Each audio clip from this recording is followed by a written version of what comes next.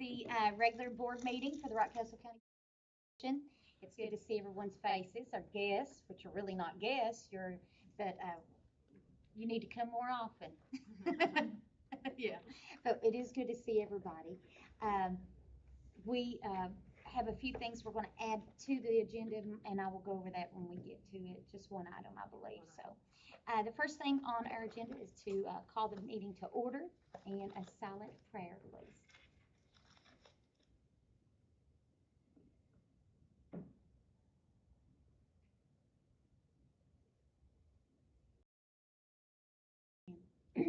Let our roll call note that all members of the board are present. Item 1C is the reading of board team commitments, and I have it here in front of me. I'll just go ahead and read that tonight. Board team commitments for Rockcastle County Schools. To improve our effectiveness, the board team for Rockcastle County Schools commits to review processes and experiences to identify and direct improvements, continuously define and work toward long-term goals which serve all students of the district, make each decision based on facts and the best for all students, listen to each other and speak freely, work together, support each other and not surprise one another, discuss board deliberations to point of mutually agreeable resolution based on factual information, support the majority's decision projecting board unity toward shared goals for continuously improving district-wide student learning, operate without personal or political agendas, respect one another, agree to disagree respectfully, delegate implementation to superintendent and education team, and to respectfully remind each other of these commitments.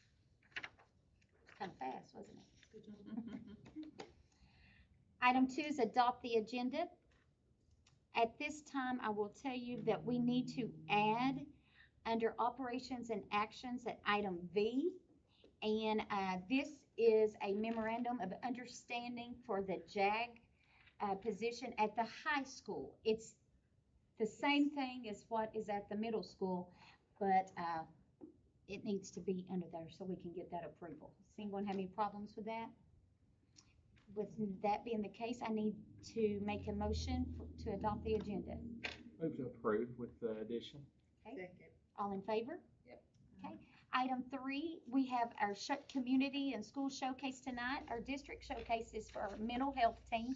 And Miss Angie Payne, we would like to welcome you and Rose and Chelsea, and we come and tell us what you're doing. We're going to try to be as quick as we can. We know the agenda is quite long, but we just want to focus on mental health and tell you all what we have been doing in the schools. As you may know, the pandemic has put the mental health of our students in top priority. So I'm going to tell you a little bit about what I have done with our staff and with our students. Okay, so I went to a bounce training and I was certified trauma informed trainer. So I was trained, it's called train the trainer. It was kind of hard to say, but I was trained and came back and I trained all of our staff. I trained the bus drivers, the lunch ladies, all staffs, elementary, high school, middle school. And what I did was I talked about how trauma is a big aspect of our students and how trauma can affect our kids in different ways. And even on the bus, and the bus driver and the bus monitors can see the trauma at the homes, and they can see them and how they're affected. So we trained them, and then we conducted a social emotional survey. With that being said, we did a basic survey. We did questions, like 8 questions, talking about if they had somebody that has passed away in their life, and that was a lot, as you may know, because of COVID. We asked that question. We asked anger, worry, depression, things like that. And so I've got that survey in some of the other slides. But then our elementary middle schools, and Mr. Everett has talked to you all about the Second Steps curriculum. They teach mindfulness. They teach what's frustration, how to deal with your anger, and basic things like that just to prevent things from happening. The high school, we come up with Wellness Wednesday, which was amazing. And I've got another slide on that too. But the principals, myself, Chelsea, and the counselors, we all come up with the topics based on what are our teens dealing with right now. They're dealing with anxiety, they're dealing with depression, they're dealing with coping. So we made a slideshow of that for Wellness Wednesdays in homerooms.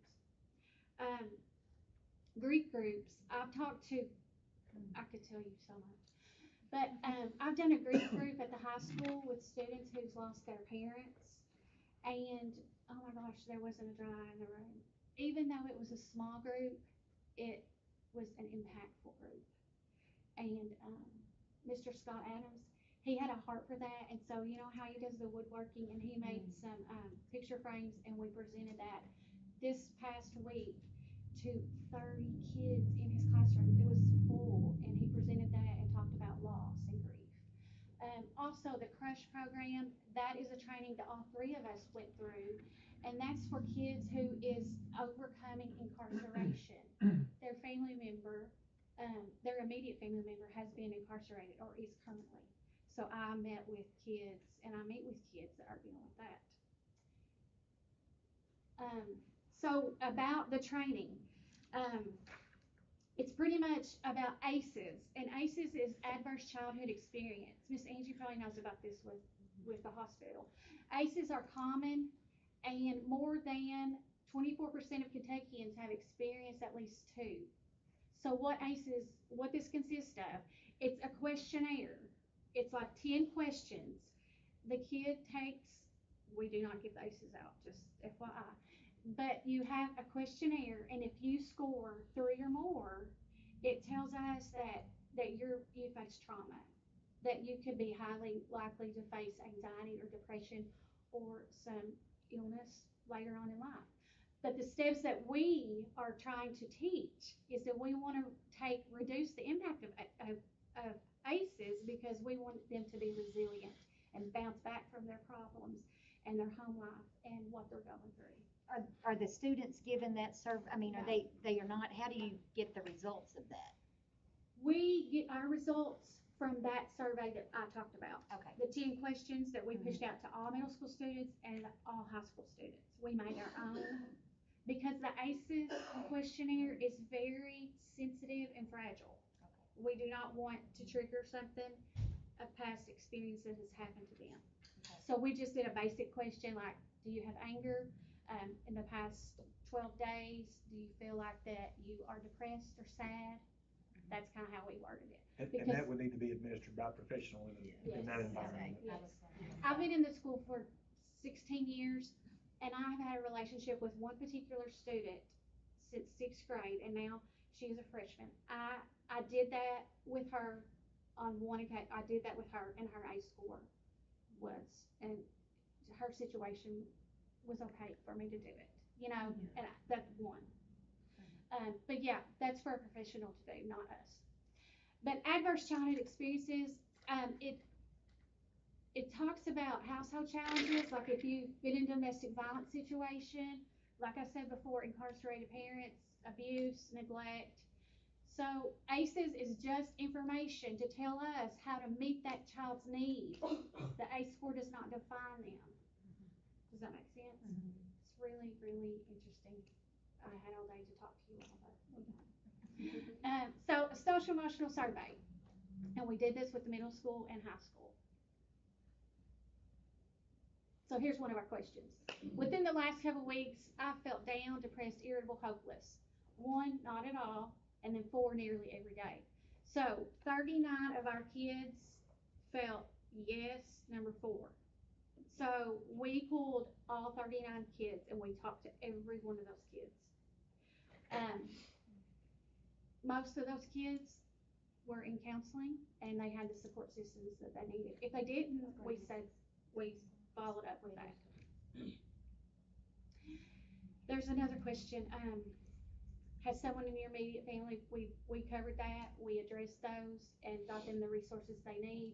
Another question was worrying. You can see it's all over. It's kind of variety. We did address that too. And then passing away. And we addressed that with the grief group and Mr. Adams. So we also did the KIP survey. You've heard that word, KIP. Well, it's the Kentucky Incentive for Prevention. It's a free survey that we are able to get for our county. And it tests, things like, it asks students questions like about bullying, do you vape, alcohol. So I pulled the mental health part piece out. And it's showing that 25 students out of 181 eighth graders reported that they were depressed. 22 said they hurt themselves on purpose. 11 had a plan of suicide, and 9 actually made an attempt. And that's eighth grade. That's just one grade. That's just eighth. And then 10th grade, it went up. 40 said, and you know, I have to ask this question, so we might be here longer than, I'm gonna ask this, okay? And everybody's just gonna have to say, well, we might need to order pizza. No, when you have the result of, you have 10 students that's reported that they actually have made an attempt of suicide, what do you do with that information? okay, so with this survey, this is, it's anonymous. This is anonymous. We don't have names on it. And that helps with the truthfulness of the Okay, results. sure. So with this survey, it's just data for us, big picture, what can we do school-wide, and then with our tier plan, what can we do? Yeah, they do get a suicide, presentation at the first of the year that we talk about. And, with, back to the student council at the high school, those, QR codes, they've been reaching out on those. We've been getting emails on that. So I feel like we have a plan in place for those 10, whoever that may be. Is that presentation maybe something that we need to show more than just the beginning of the school year as the stress level increases? That's something that they, I don't know. And additionally, that the survey, the survey results, Angie could then, not this survey, but the other survey, could then pull those students individually and are able to work with those students based on whatever their need was. Those 10 would, I'm Have sure, come would have up been with one that. of those 39 that said Yeah. that Sure. they think about, they're depressed Maybe every a day. thing that we Yeah. could think about is after they take this and we get the results, then we can just do maybe another presentation of coping skills and Yes. supports, and here's where your resources are. And we have to do that legally at the beginning of the year, by September 15th, we have to give suicide awareness to all students from 6th grade to 12th grade. Actually, last year we did that for elementary as well, because of the Because issues. And around, and I And guess staff. starting And staff. towards the holiday, it gets so stressful, and I know that's in September and that we're legally supposed to, but then maybe.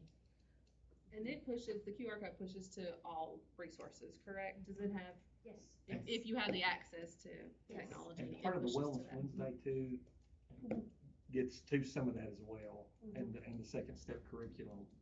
It's not as specific as that one-time training or awareness at the end of the year. So, but we're just doing the Wednesday wellness at the high school, that's not implemented at the middle school yet? No, it's just we do second steps. We do second steps, okay. It's a full curriculum. Yeah. I'm sorry. And back to the QR codes, the ones that reached out on the QR codes wanted their Somerset mental health reinstated. Some of those, so just, they're wanting counseling coming back. So, I know we have a great partnership with them. Have all the referrals for the children, like, have we got to complete all those? I know you all are so overwhelmed. Yes, This is I- such an overwhelming time. It really is. We don't leave, if we have a referral, it gets taken care of immediately. Like, we don't leave any unturned.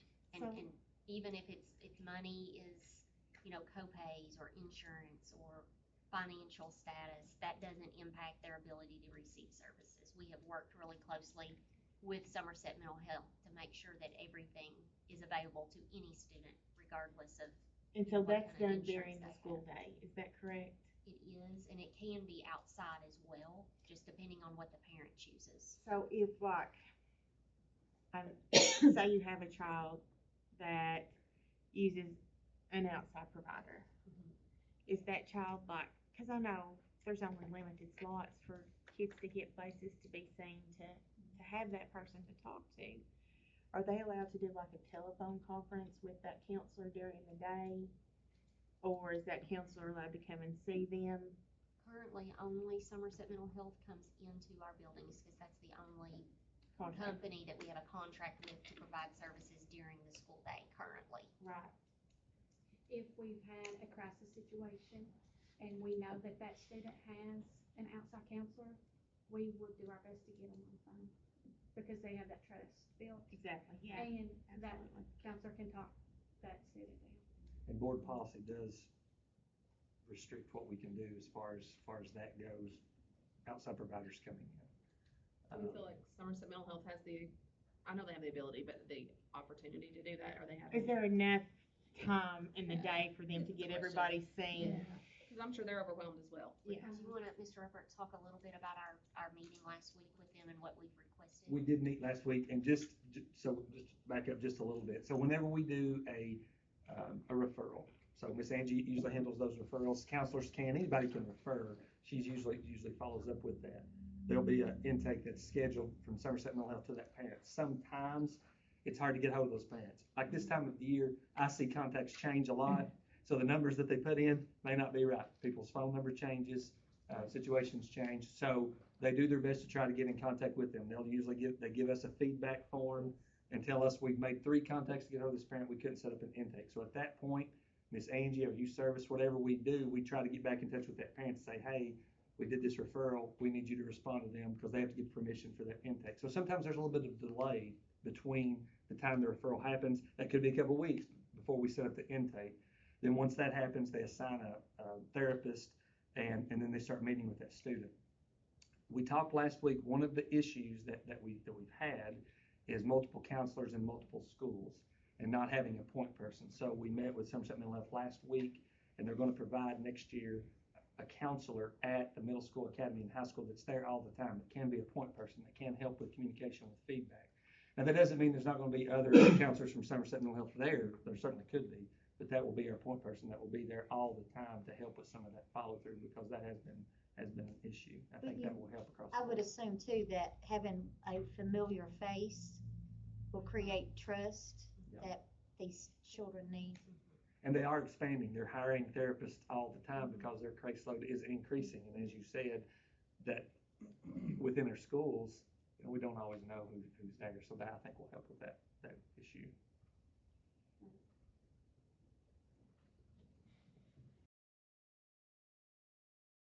I thought this was very important from the KIP survey.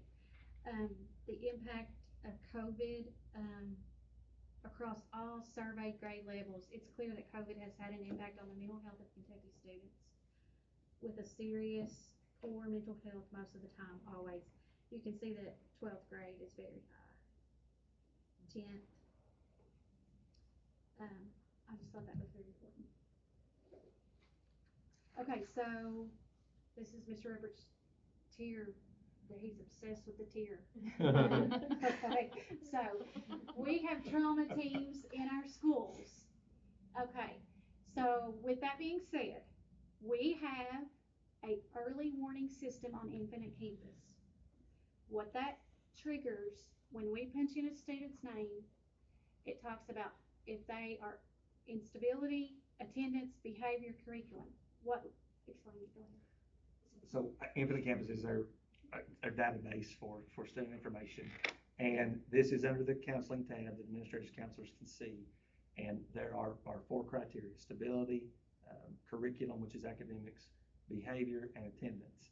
And it will automatically generate for us students that have a high grad score, a medium grad score, and a low grad score from K through 12. Now, obviously with our seniors, it's more accurate because you got more information. Kindergarten, first grade, there's not as much data in there. But it will generate for us students that are essentially at risk.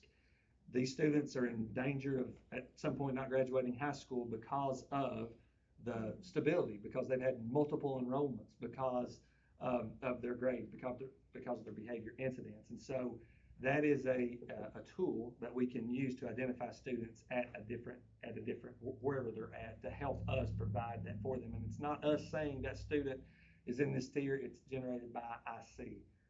And so it's very effective. It's a way that our trauma teams can develop a watch list to provide services for those students and to get those students in that tier that they need. Again, it's a tool. It's not perfect. We also use referrals, council recommendations, things of that nature, other data points, but it is a So with good, that being said, if we have every student is tier one, they're getting social emotional curriculum, they're getting Wellness Wednesday, they're getting classroom guidance lessons, they're getting, second steps. Then we know that they may have some trauma, so now I put them at tier two, because we know they've had some instability and trauma, so we're gonna contact parent, and we're gonna offer counseling. And then if they still are having some problems, then we can go to tier three and say, hey, what about if you go see your pediatrician? And go see your doctor and see about possible referral to inpatient. So, the needs are being met. Back to Wellness Wednesday for the high school. This is the, topics that we wanted our students to hear. I've had only good, positive feedback from that, and I'm very happy about it. So we just did like a 7 PowerPoint slideshow. We gave a video. We just defined what is anxiety. How we define depression. What is depression for you? They didn't have to talk. It was in their homerooms.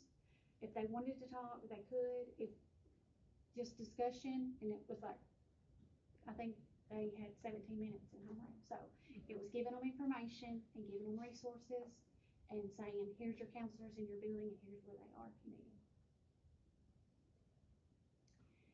And then, back to that was been a very, very big asset to the school. I did go to the bathroom and I saw that on the back of the stall and I was like, yay. Then our school counseling referrals that we have completed this year, 201. 81 at the middle school level, 76 at high school. And so the next slide is Somerset Mental Health. As of April 25th, this is how many they had on their caseload. Do we have how many counselors with them? We have 5. and then they've hired a couple, we have one lead, so nothing, they're hiring 2 more, so that number will increase a lot for next school year. So now I'm gonna turn it over to Chelsea, and she's gonna talk about, this fun stuff. Hi everyone, my name is Chelsea Hasty. So I am the mental health advocate for the middle school and the high school. So my typical day, usually, I'm 3 days at the high school, 2 days at the middle school. I spend some time in the academy as well. So my typical day is usually I'm talking to students.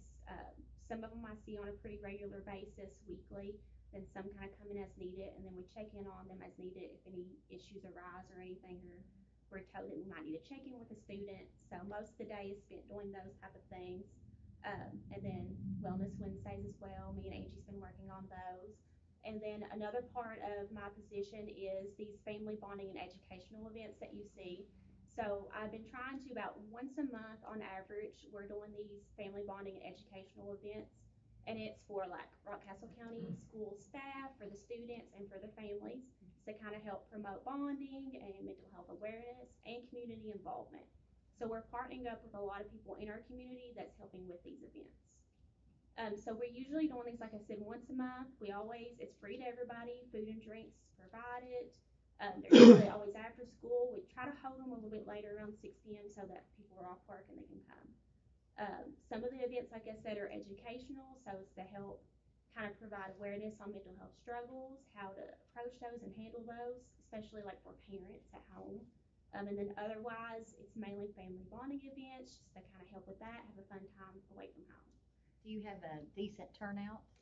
Yeah, so it's kind of was a struggle at first, just kind of getting the word out there, but we try to put them on the Facebook website. I've been posting around school, posting on Facebook, my own Facebook, trying to spread the word, handing them out to students that we feel like could really use that extra support.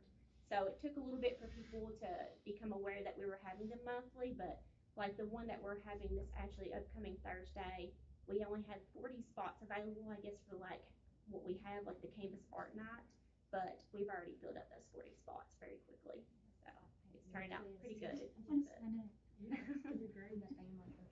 Oh, hold on, can we go back real quick? Sorry.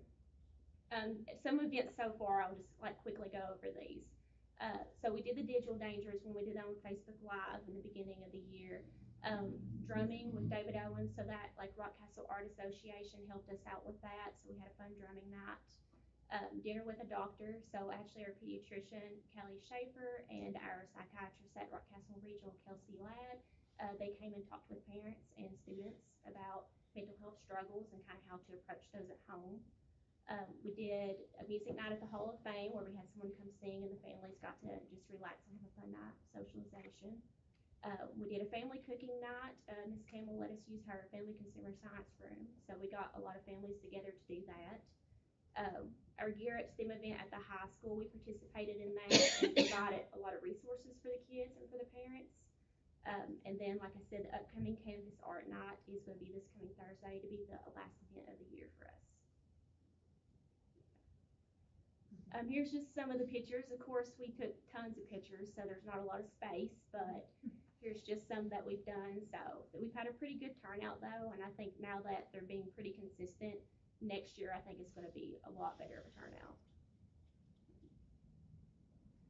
Okay, survey responses. So at the end of every event that I have, I always hand out a survey just to kind of get an idea of what everybody thought about it. So a lot of the survey, like the questions, I'll always put on there, like if they felt like this event was good for family bonding, if this kind of event was held again, would you attend in the future? And then I always leave a spot for like additional comments or suggestions that they may have for like future events.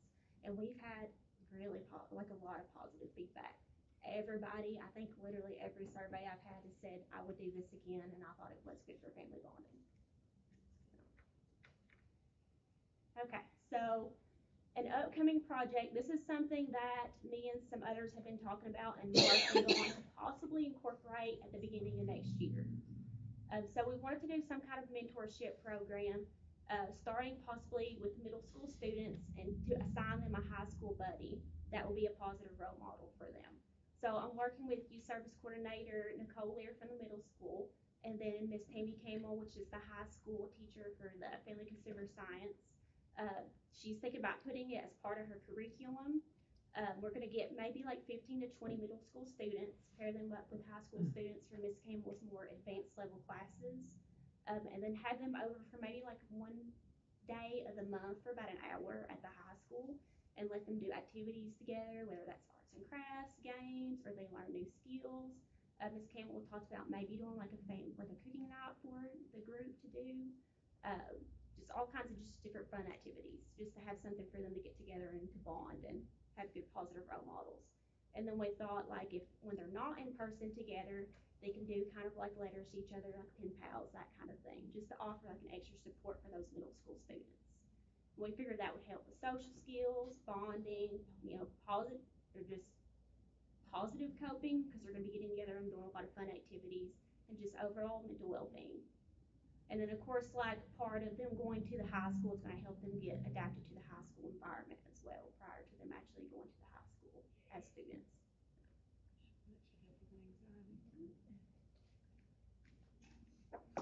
Hello, I am Rose Payne. I'm the other mental health advocate. I work primarily in the 3 elementary schools here in the district. And so throughout the school year, I have worked very closely with the counselors in the elementary schools to identify students who would benefit from small groups. So throughout the 3 elementary schools, I facilitated 18 small groups this year. They last approximately 6 to 8 weeks. Some of those groups I've done 6 healthy friendship groups, 5, we call them the frazzles. So of course with elementary you can do cute names like that. So the frazzles, which is stress and anxiety, and then 3 of the patient pirates, which is impulse control. 1 coping with emotions group, 1 social skills, and 2 academic assistance. So through those groups, those have impacted over 95 students, elementary students. So I want to highlight just a couple of the groups. This is a bulletin board that's at Roundstone Elementary that one of my Healthy Friendships group they wanted to do. So as we were wrapping up the group, they really enjoyed it and they want to do something to kind of give back to their school and teach the other students what they've learned about friendships. So the theme of that group is how are friendships like gardens. So that's why we've got the flowers here. And so on the left you can see a healthy flower with the sun and pretty clouds, bright sky.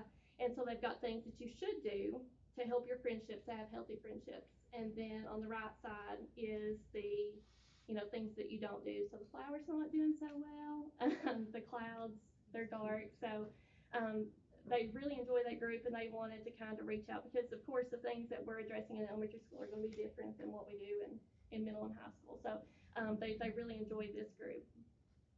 And then the academic assistance. So we took, at Broadhead Elementary, we took 4 fifth graders and 4 fourth graders, and we paired them up and take them down to kindergarten and first grade.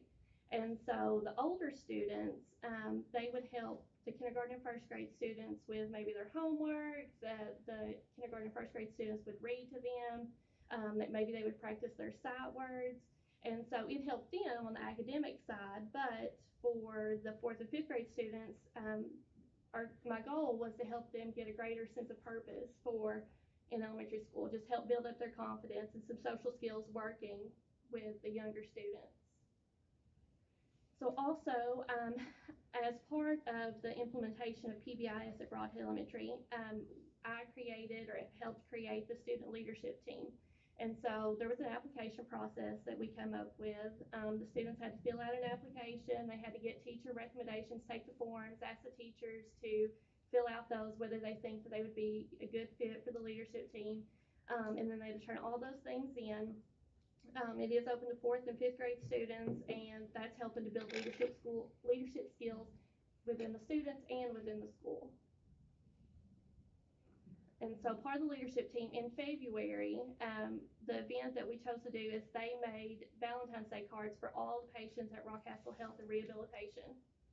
So they wrote them notes in there, they did different things, and we had a lot of good feedback from that. They really enjoyed that, but that was just helping build, them do a community service for a community. So, and then for March, I encouraged them, I want you to come up with things that you think would help our school, help make, school a more positive place, a better place. So on the next slide, you'll see a picture of what they created, but it was based around, they wanted to increase school positivity. So,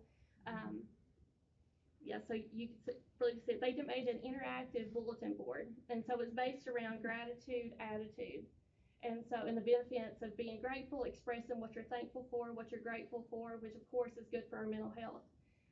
So this was kind of toward the beginning of it. The board ended up getting filled up with different things that staff members wrote, students wrote, even middle school students, high school students that were getting off the bus. They liked it. They came in, they wrote things on there that they were grateful for. So it was a really good thing. So that was the event that they did with March, and they tied it to St. Patrick's Day, and they picked out everything, the color of the paper, the color of the border, everything that they wanted. And so that was at Broadhead Elementary. And so also we've talked about the Second Steps program, and every day I do a class with a kindergarten. It's kind of in the rotation of specials. So they'll come to my class instead of going to library or music or gym. And so we do a Second Steps lesson, and then they have their centers set up and they can play and do things like that. So we work on growth mindset and goal settings, emotion management, empathy and kindness, and problem solving. And so this is something that one of the kindergartners wrote. I've got their name marked out, but I just loved it. He wrote, "I like second steps." So, and we talk, part of that is, just learning kind acts, recognizing, looking at pictures, recognizing the emotions that someone is feeling. They have to say, okay, what clues did you use to figure out that that person is feeling mad? Or what clues did you use to figure out that that person is feeling sad? So they're learning those basic skills of how to recognize those things, and then what do you do when those situations happen? So we're finished. It's fitting that you asked us to come in May because May is Mental Health Awareness Month. And I have given you a flyer for your workplace if you would participate and wear green on Thursday. Because all the schools that are participating wear green for May is Mental Health Awareness Month. So mental health is so important and it's top priority right now. The whole child is top priority, but mental health is, Miss Angie, as a parent and as a board member, I've had so many people come to me lately, and I think we've discussed this a little bit, with bullying. Like my own daughter was a victim of being bullied at school. And what are we doing in the schools to try to stop that? Because I've not seen anything yet. And I'm not trying to be negative. I'm just saying this is not something that I feel, I know that that's not going to help with mental health if a child is being bullied by other children. So I'm just curious, from your standpoint, what are we doing or what can we do to change that? we have, on the website, we have a bullying, is it the stop sign, Mr. Rupert? That anyone can fill out a form of bullying. When that happens, what happened, give us information, and that information comes to us. Okay. Well, I guess one of the things, like a couple of the children that I had heard about, and these are elementary students, and they're afraid to. So, I'm curious, are we sending out a perception that they're gonna be called out? Or, I don't know. In my experiences with working with something like bullying, it's confidential, it's private. Names are not gonna be released, but the issue will be addressed. What do our classroom teachers do about it if it comes to them? They fill out a behavior form. A behavior form. They have a behavior form and they fill that out and that student goes to the office. Is that form available anywhere else besides online for parents or students or? The bullying form, I think it's just online, as far as I know. It's on the district. It's on the District district website. website. And But- then if a student or a parent or a grandparent, anyone that fills that out, then that information, I get an email, Mr. Reppert gets an email, Miss Angie gets an email, Mr. Tom gets an email, and the school principal. And so then we come together to say, okay, here's the issue, we need to address this, and then do that either immediately when we get it, or depending on the need, sometimes we've received those in, after hours, the middle of the night, and we've addressed it at that time, depending on the seriousness of the issue. And there's actually two forms. There's the stop. If you look on the website, it'll say stop. That's more for reporting a school safety incident. Someone could report bullying there, but there's a bullying harassment form that is a Google Doc, and that's the doc that goes to Ms. Carey, myself. When we get that, we send that to principals. Of course, that's reactive. That's after the incident has happened. So we do want to be proactive. So whenever the Wellness Wednesday, and if you look at that second step curriculum, there's 22 lessons there, and those lessons now, obviously, it's not going to solve every problem, but that is providing education for those students on how to be a better friend, how to react when you see someone being bullied, or whenever you see a situation that where there's conflict between students, how to handle that. And so that's certainly not going to solve everything. This is the first year that we have implemented that curriculum. And again, it's called Second Step. It's K through 8. I believe it's been beneficial. About 20-minute lessons, and they're on a variety of topics, but that is part of that curriculum on how to handle those situations. Again, it's not going to solve everything, but it's a proactive measure. And then, of course, those are reactive measures with the incident reports. And so most of the time that would go to the principal, could go to the teacher, depending on the particular situation that I'm aware of. I'll give you an example. Something was said to a child, and child said something to a teacher go, it'll be all right. That was the response that the child got. Well, it wasn't all right. And that particular child went home and told Mama. Mama went and told Mom and Dad. Mom and Dad called the parent of the child that did this. Okay, so they tried to resolve it, I guess, that way. But I guess when I heard about this, I was like, does the teacher not turn this into the principal? I mean, I wondered how the chain went, because instead of just saying it's gonna be all right, because what may affect me may not affect you, but it affected this child enough that they went home crying, and I got a message about it, so. And teachers' first line of defense, if you were. So there's a lot of situations that they would handle themselves, attempt to handle themselves. There's some situations that they would refer to the office and let the office handle that. And there's some situations that we get depending on the seriousness So of we it. don't have a system in place for the teachers to report that, for anybody to do.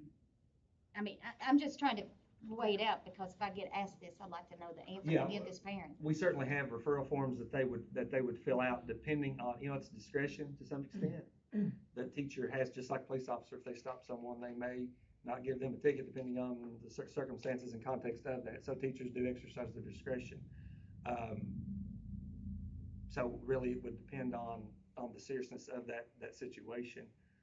But they do have the referral forms that they can fill out for it. That would be obviously a behavior incident. We have obviously our bullying policy that we follow.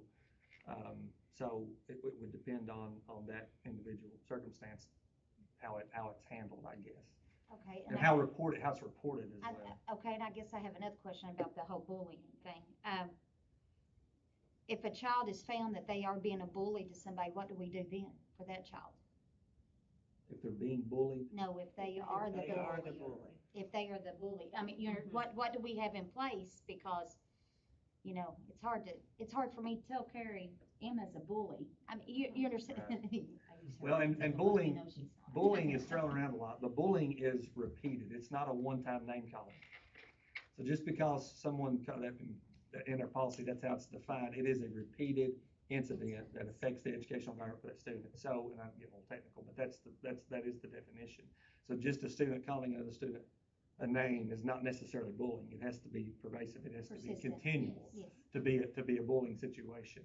So if it is continual and everyone has due process. Just because an allegation's made doesn't mean that happened. There's sometimes people say somebody's a bully. They might accuse your daughter of being a bully, and in fact, they're doing that as retaliation because they didn't like something that happened. So we do have to follow due process. We have to investigate.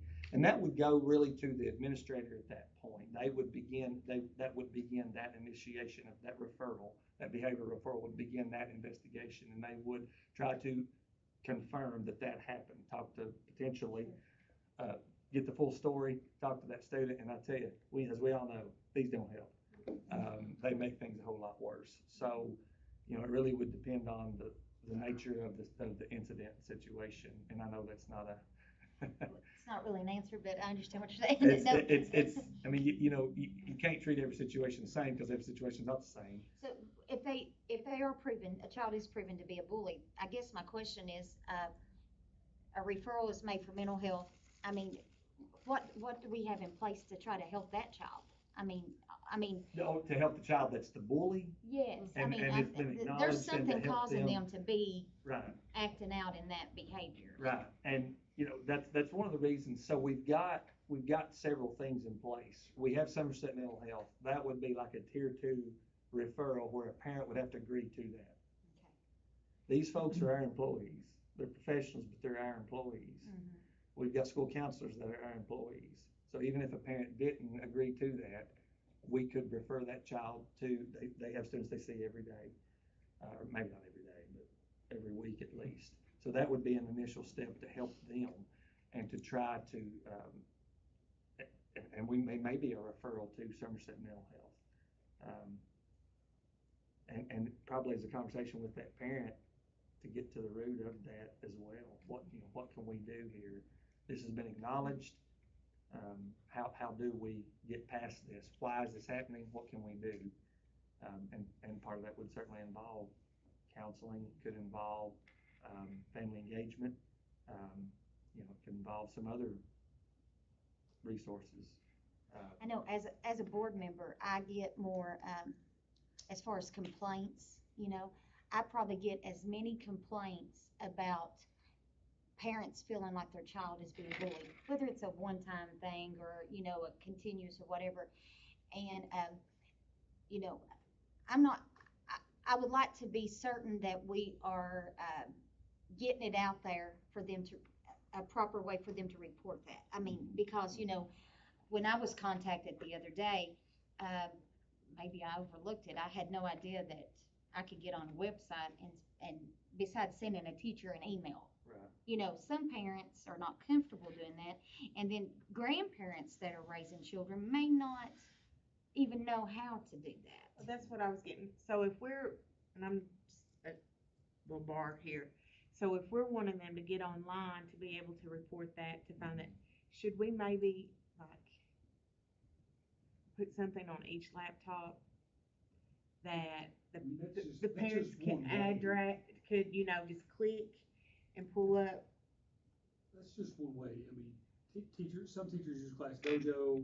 You know, there's multiple forms, multiple ways a parent can get in touch with a teacher. Right. Especially now. But I didn't know if maybe we could add an icon on their laptop that they could access all this stuff, different programs that are Make it easier, available. I guess. Yeah, because It's on the website. Every time they It has open an the phone, icon. it goes straight it there. does have It an is icon. icon on the website, yes. Well, oh, but Yeah. is that icon on their laptops? Like that the kids could just click or the parents could just click, or is that possible? I can make it a bookmark. We can make it a bookmark, so it's just a. I was just permanent thinking bookmark. maybe something that was more readily easy, cause technology's not as easy for some. But you know, grandparents can still call. Absolutely, We yeah. have Class Dojo, we have phone calls, they can always call the principal, you know, I mean, if there's an issue, that's just the new way that we can do. All those old ways that existed for 100 years. And Well, the grandma that talked to me, she called. She just called the parent of the child, you know, and I was just like, you know, and the way the world is today, you know, you just don't ever know what kind of situation that might end up turning into, which concerns me, I guess, a little bit, so. Well, Miss Angie, I've known you for many years, and, I can't think of a individual that has a better heart than you. So the position that you are in, I have the utmost confidence that you always have children's best interests at heart. So, and Rose and Miss Hasty, thank you. I appreciate you all so much, yeah. And, for the record, I wouldn't have your job. Well, some days, I know this is where God put me. Well, you are a blessing to our students, and I personally appreciate everything you do. I can't imagine not having them now. I mean, 2 years ago, yeah, you know, I can't imagine them not. with Future the way things agendas, have changed. about their jobs, please keep them. Just saying. Miss Rose, I'd seen, do you spend the majority of your time at Broadhead, or do you? I go to all three schools, but I am at Broadhead Elementary more than I am at Roundstone and Mount Vernon. Is there a reason for that? I'm just curious. I mean, you seem to have such a,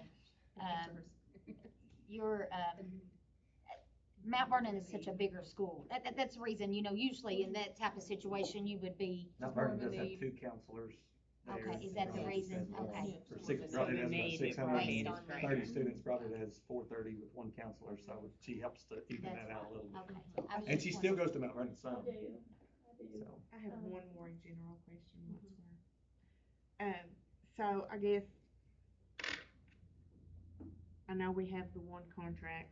Do we need to look at, not for somebody to be coming in for billing purposes, or like, I guess if kids were seeing outside counselors and they needed to be seen during the day, would that be possible for those kids that weren't utilizing what we offered? Like, they wouldn't have a contract to come and see them in the school, like the school pay or be billed or whatever. They would do their own individual billing. We would really need to go back and look at the board policy because it's really specific about who can come in and meet with kids during the day, and that we have to have, you know, certain processes in place to Right. allow that. So It we'd actually have to- says no unless they're in a Yeah. contract. So. So we'd have to go back. Yeah, and But still, if it was a. Right, like if we wanted to be able to let, like, so, I know the hospital is so overwhelmed, like, they have so many needs. Like, if they had children that they were seeing, would they be allowed to come in? currently not because Right. we don't have that contract, Right. but then we could go back and revisit that policy. That was if just an that's idea, I needed. thought maybe, 200 kids is And a lot part for of the 5 issue- counselors, that's a lot. Part of the issue with that is maintaining, you let one, you gotta let everybody. And then at that point, you might have 5 agencies attempting to come in, seeing 50 additional students. We have to know who those counselors are, we have to have background checks. Absolutely, We have to yes. have confidentiality agreements with all of those families. So that can be, that's a big burden. It's, hard to manage. and Somerset Mental Health, do they location. have certain students, do they come weekly? Is that for those students specifically, or just depending on what It they're? depends on what their plan is. Some come more than weekly. See students every week. It just depends on, and some maybe every 2 weeks. And obviously the goal with some, they close out a case with that student because they've improved and no longer see that student. So it really depends on, the needs of that student, that family. Okay, I have one more silly question. Okay, in my home, I've never been one to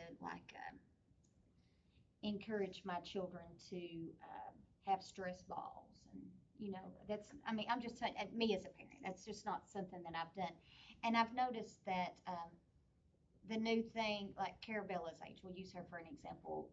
She's being encouraged to get a stress ball to relay, the little pop-it things and stuff. Is that normal? It is, For the really. STEM event that I was talking about earlier, we actually got lots of stress balls, fidget spinners, and the poppets, and passed them all out, and they were gone within the first 15 minutes because kids love them. It helps to keep their Fidget mind spinners. occupied. As spinners. Remember that? See, now, I guess I'm a little old school. I don't know how well that could help a child. I mean, not that, this, If you've ever I battled or had a child battle, you would know. you know how what I'm it saying, helps. does it take their mind completely? Because I would think it would take it off of what they're learning. Panic attack, anxiety, depression, just impulsive behaviors, it helps calm them. Okay, like during their testing, okay, we're testing Depending right on what now. the issue is, it can help calm them down. Matt tried to raise his hand a few times. I'm sorry. I just want to say thank you all for what you're doing. We appreciate it. I know there's so many external factors that we can't control, and we just have to manage those symptoms. But I love what you're doing with the younger students to hopefully lessen the impacts of mental health as they get older, because I don't know how much more we can manage the symptoms. We've got to manage the causes, and the more of that we can do, the better. So thank you all for being proactive with those younger students. And getting families involved, that's great too. That's That's a big the root one. of it, I think, a lot of times. Blaze a pathway, ladies, you're doing great. Thank you all so much. Absolutely, thank you all.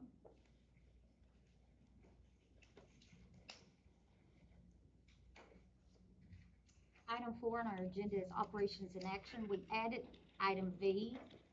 If anyone needs to see a copy of that, I do have it. It's just like the other one, except this specifically states for the Rockcastle County High School, and Mr. Buss was already signed his part, but it's the same. Does anyone have any questions? I met with Miss Carey earlier, went over a few of these. Pretty much all routine stuff, except for there's not very many months that we get a SFCC offer of assistance for $4 million. So that's if that would be a monthly thing. Trent, can you work on that? It'd be Miss Carey and Marcus that worked on that one. That's always a blessing right there. And I just wanna say thank you all, I know that took a lot of hard work and to do All that. involved, yeah, thank you Yeah. all. Everything else that I seen was pretty much, it was routine. The virtual school waiver, Miss Carey talked to me about that. That is just gonna be middle school and high school, correct? Do you wanna speak about concerning why? We have, right now, that's in my notes too, but obviously you're gonna vote to approve that or not, but right now we have 26 elementary students. Out of those 26, 8 are 5th grade, so they will have an opportunity.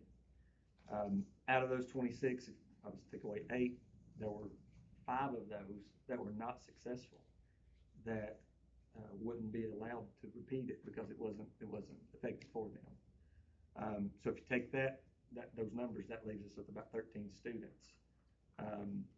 You know, philosophically, we never felt like it was the best for elementary students to be able to learn to read and write, in particular K1, 2. We were very particular in who we allowed in that anyhow.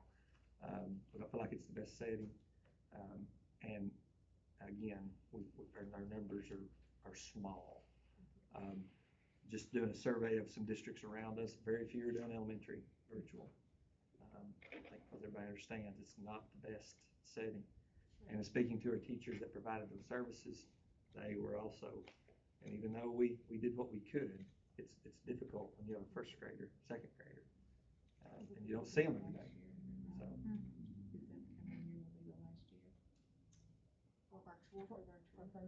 It was reapproved by the Kentucky Board of Education to allow that for one more year, and then they will revisit that again. So that's based on decision made at that level. Okay, so it'll be renewed every year if it's renewed. If it's, Basically, yes. okay. Yeah. But this is just, but it will be just middle and high school in our county. Just middle. Does anyone have any other questions concerning anything under operations and actions? With that, I need a motion to approve. Move to approve consent. Second. All right, all in favor? Yep. Okay. Item 5A is review and approve the monthly financial report. Ms. Jenny, did you have anything specific that you wanted to? Not specifically, you do have, your report for the month ending in April, and, if you have any questions, we'll be glad to review any questions that you may have. No questions for Ms. Jenny. I need a motion to approve her monthly financial report. Make the motion. Second. All in favor? Item 5B, review and approve the salary schedule amendment for fiscal year. I met with Ms. Carey earlier, and Ms. Carey can go over anything, because I did have some questions. She explained to me that you probably seen on the back where the coaches paid, because all money goes through Munis now, I think, Ms. Jenny, that is why that is on there now versus anything that we've had in the past. Yes. And Ms. And Carey, did you have also, anything? the same thing about the middle school team leaders and content leaders.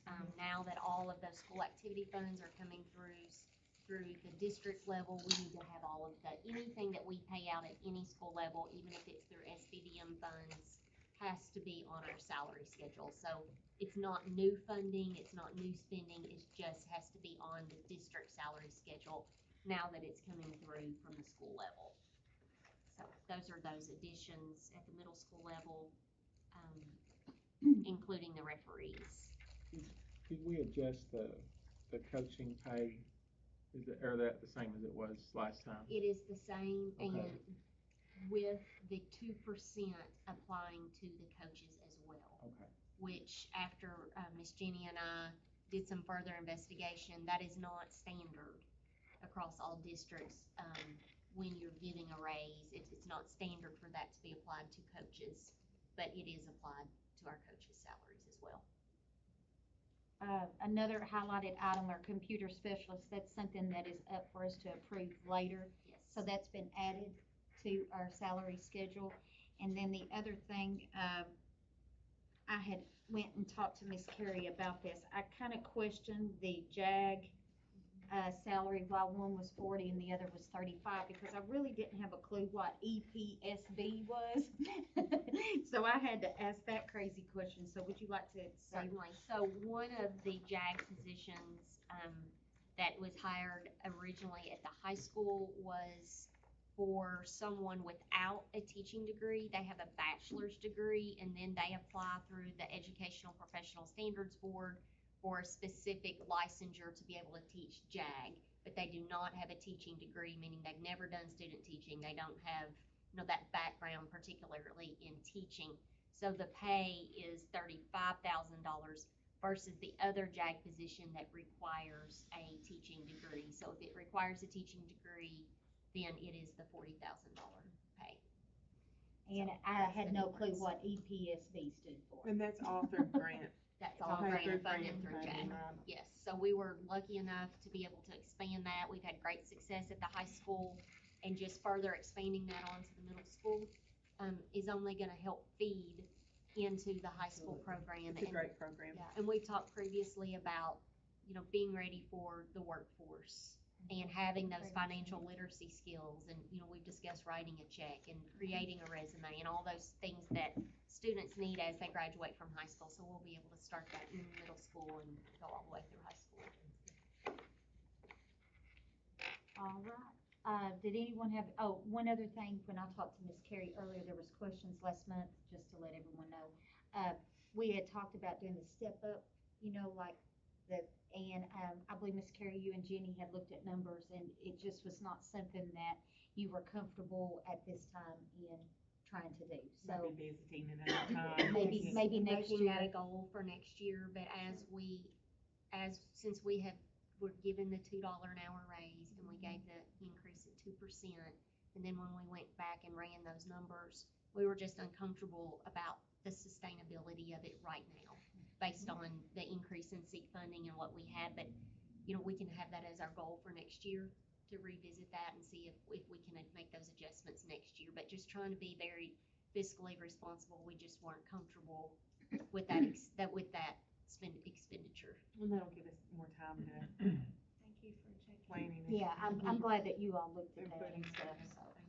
And I can't Miss imagine. Jenny spent a lot of time running all of that, and We pretty much have a map of how we would implement that.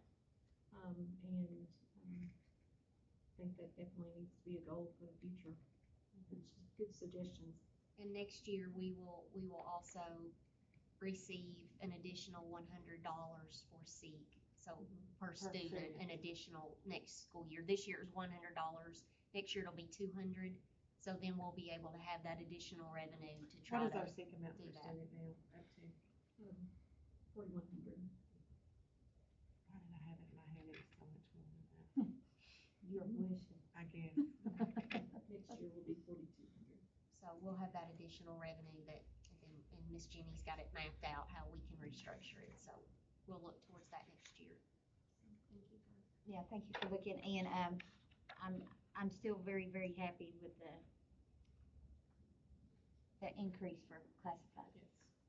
Well, I think we're making tiny steps. I don't think you can just jump and everything be Right. where we want it, But we have a plan, but tiny and we steps that will know, get us there. right, we know goals that we have set, as a district of where we would like to be, and it's just, we have to be responsible in getting there.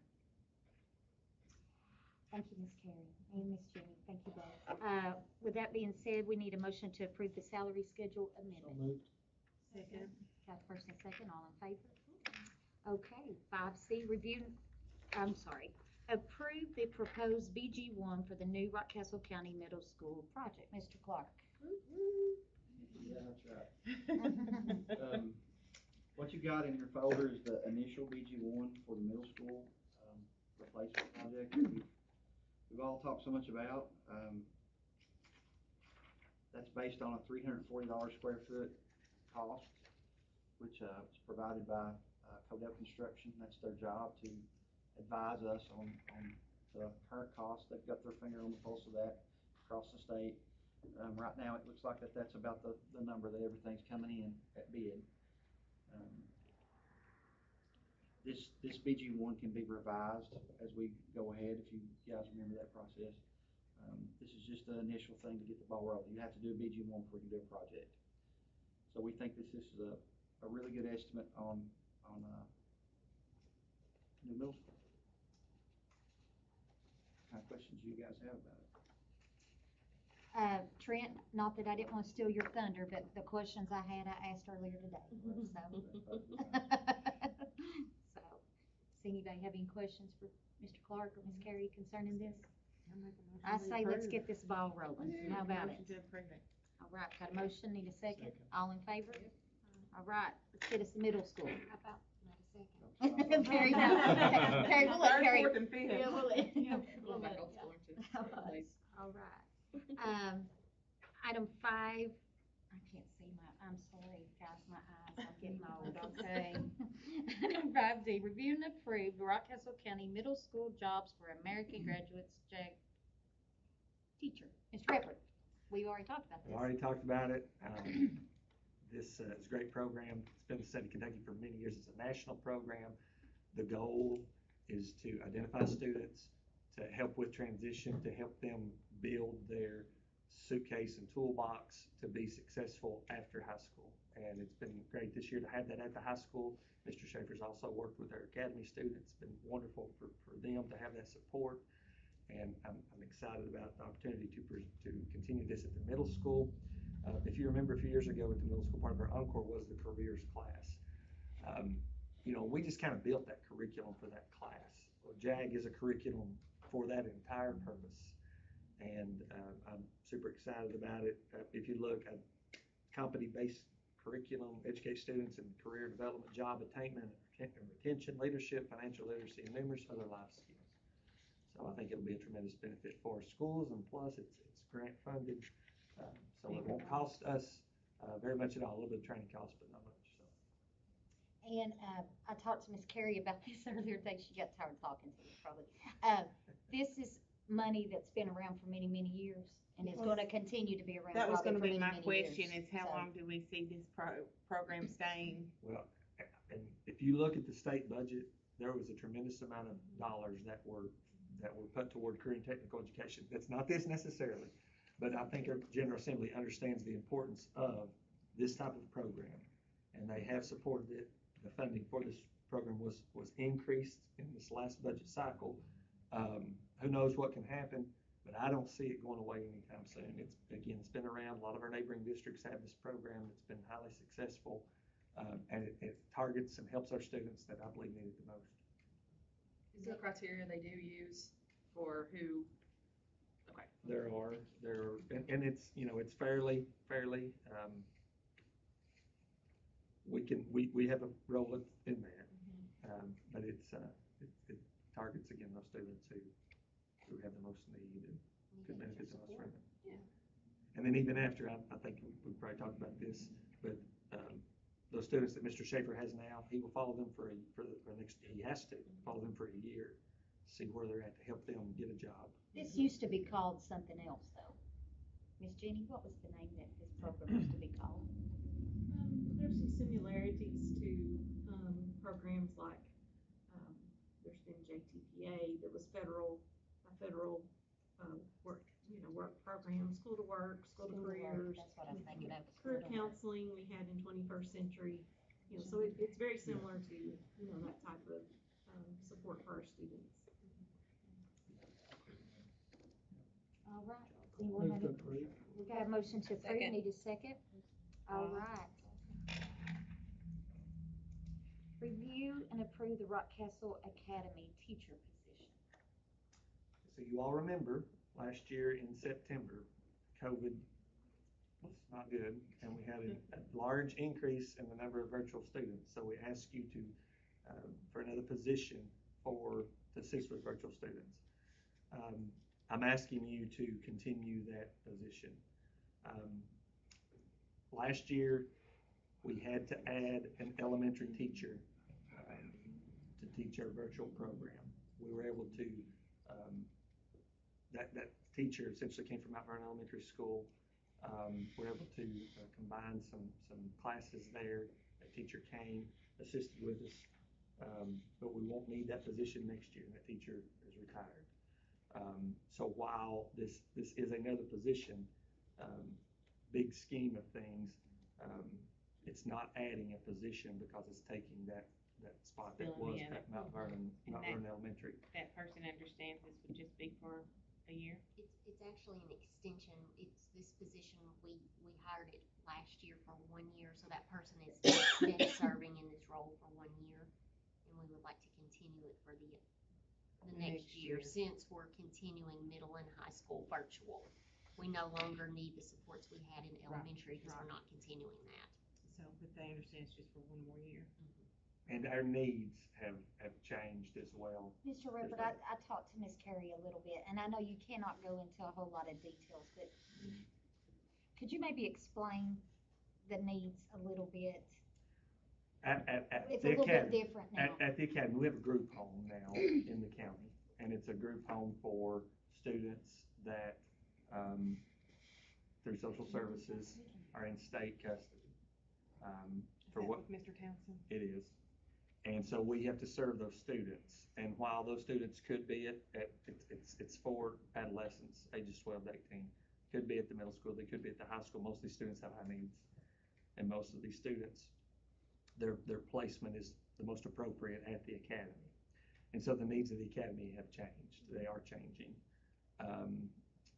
And this position has this year, as our virtual needs have decreased, our needs there have increased. And so this position has assisted with, it's Mr. Chris Henderson, but he has assisted with those students. I can't say enough about what he's done to really do two jobs. Not only help with our high school virtual students, but also help at the academy. And while, you know, you may approve this for a year, this is a position that is needed. And I can't express how much it's needed, not just for virtual, but for all the needs at the academy. And initially, a couple years ago, we had a position there at the academy that helped with our homebound students. That need has increased dramatically.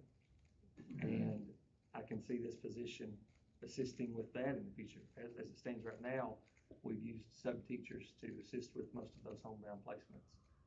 So we don't have anybody that's currently hired? We don't have a homebound teacher position. A lot of districts do, we don't. We've subbed that out. We've been able to get by with that. We've utilized other resources. And again, while this is a position at the academy and the focus is going to be virtual, there will be other needs that this teacher assists with. Mr. Ripper, one more thing. So how many staff members does that put us at the academy? Currently, we have an administrator that you all Sure. approved, and then we have, I'm trying to think in my head. David. So we have 4, including the principal. So this would be the 5th position. And then we had 6 this past year with the elementary position. And then you all approved the 2 sub-positions that we haven't utilized as much as COVID has decreased, as our needs has decreased with that. So this would be the 5th position. Will this be paid with district funds or ESSER funds? That we used it last year for ESSER, Ms. Jenny. We'll continue that. Continue with ESSER? And while again, you may approve this for a year, I do want you to keep that in mind. This need at the academy is growing. The needs there are growing. More than one. Yeah. All right. I think that, Mr. Rippert, I'm gonna tell you this, Miss Jenny can remember years ago, every time they come to us with needing more job, it was a dreadful thing. Because, I mean, I always worried about the money. I don't really worry about that as much now because we do have ESSER funds and and I talked to Miss Carrie a little bit earlier and I did not realize that we had, that need had grown to the level that it had out of the academy. And I think that this is definitely a position that we need right now. So, with that being said, I need a motion to approve it. I move to approve. Second. All in favor? Okay. Review and approve the creation of a district computer specialist. Mr. Brandon? I made a slideshow, so I could use that on Of Friday, course but- you did. A fancy one. So made a pretty picture of the story, so I won't talk long, but, technology has grown exponentially. If we look at technology positions now versus Trent, when did you start? Man, that's bad. Calling you out. 1997. So 1997, we had 2 positions, 2 full-time technology positions in 1997. How many devices do we have then? And it went to 1. I'm putting Trent on the spot, and we want to talk about it. We probably had maybe 500. So 500 devices in 1997 and 2 full-time technology staff. Today, we have, I'm gonna say 2.5 because Trent is DTC and facilities director. So we'll say we have 2.5 full-time technology positions and we have a whole lot more devices, right?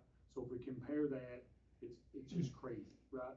I asked for a position a year and a half ago So that was when we got our third, I guess, third 2.5, or take it of our 2.5. So we need, we're struggling every day. I talk about that consistently. I think people know that. The standards are higher now too. You can't have bad support now. There's no, I mean, we sometimes people say we have bad support, but we're moving as fast as we can, right, all the time. My next slide is why. Pretty simple. I think you guys know, but I put some numbers. Technology has changed. Technology in 1997 was a computer sitting somewhere, or a mainframe hooked up doing something different, or writing to read lab at Broadhead in the old part of the old school. But if it plugs into something now, it's technology. That's what we get calls about, right? It plugs in. Could be a calculator, could be a food service machine, could be a Oven at Roundstone. an oven at Roundstone. An oven, or Wi-Fi. ovens. It's a Oh, smart oven. man. So anything that connects to the internet, anything that has data, anything that has a computer chip, which we all know is basically everything. I'm listing stuff so you guys know stuff. There's lots. These are things that people don't think about that are technology. Trent deals with some of those. I deal with some of those. But we have district-owned fiber, which is a huge big deal. We own our own fiber. You guys did that several years ago. It's a huge big deal. We're way ahead of other districts. We own the internet line from here to Roundstone. We own the internet line from here to Broadhead. Huge big deal, and it's fiber, so it's super fast. Rockcastle County Schools owns that, so we don't lease that from some other company. We don't, because lots of other districts pay lots of money. We own our own fiber. So there's switches that run in the back. There's access points in almost every classroom. A handful of classrooms don't have them just because they're covered by the other access points surrounding them. But print servers, file servers, a key management server manages Windows licenses. System center server lets us wipe computers. PSST, we use that for payroll. We have a separate server for check stuff, so that's another server. PDQ is a way we manage Windows devices. And then the wireless management server to manage all those access points. And we have security camera servers too. So these are servers that nobody ever even sees. But if one of these goes down, it's the end of my day, because suddenly I'm focusing on those, right? Last Friday at 3 o'clock, vocational school's internet went out. It's a big deal. It's like, oh no, the internet's out. It was the end of the day. It was really ready to go home, but you can't go home because the internet's down, because you can't come back on Monday with no internet in the building. So I'm looking, Broadhead went down at the same time. So I'm texting Trent's working on Broadhead, I'm working on vocational school, so we got them both back up. But that's the kind of things that happen. These things all matter. An access point used to not matter too much in a classroom. Now if an access point goes down, that classroom doesn't have any wireless. They can't use their Chromebooks, right? All this stuff depends, all this stuff matters. Print servers are very important because everybody wants to print often, right? So print servers are matter. I put more. So right now we have about 600 Windows desktops and laptops. That number's way down. So we've traded those. We've got rid of lots of labs. Roundstone does not have a computer lab anymore. Broadhead does not have a computer lab anymore.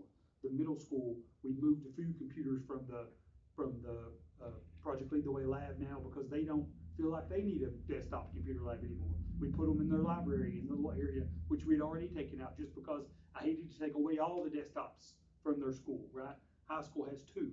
They have one in Project Lead the Way Engineering, one in computer science. So those numbers were over 2,000 a couple of years ago, because we had lots more labs. But now we've taken those down. But now it's still 600. And that number is getting ready to go up, because with the RUS grant, every device we buy with the interactive flat panel is going to have a PC in it that we'll have to manage.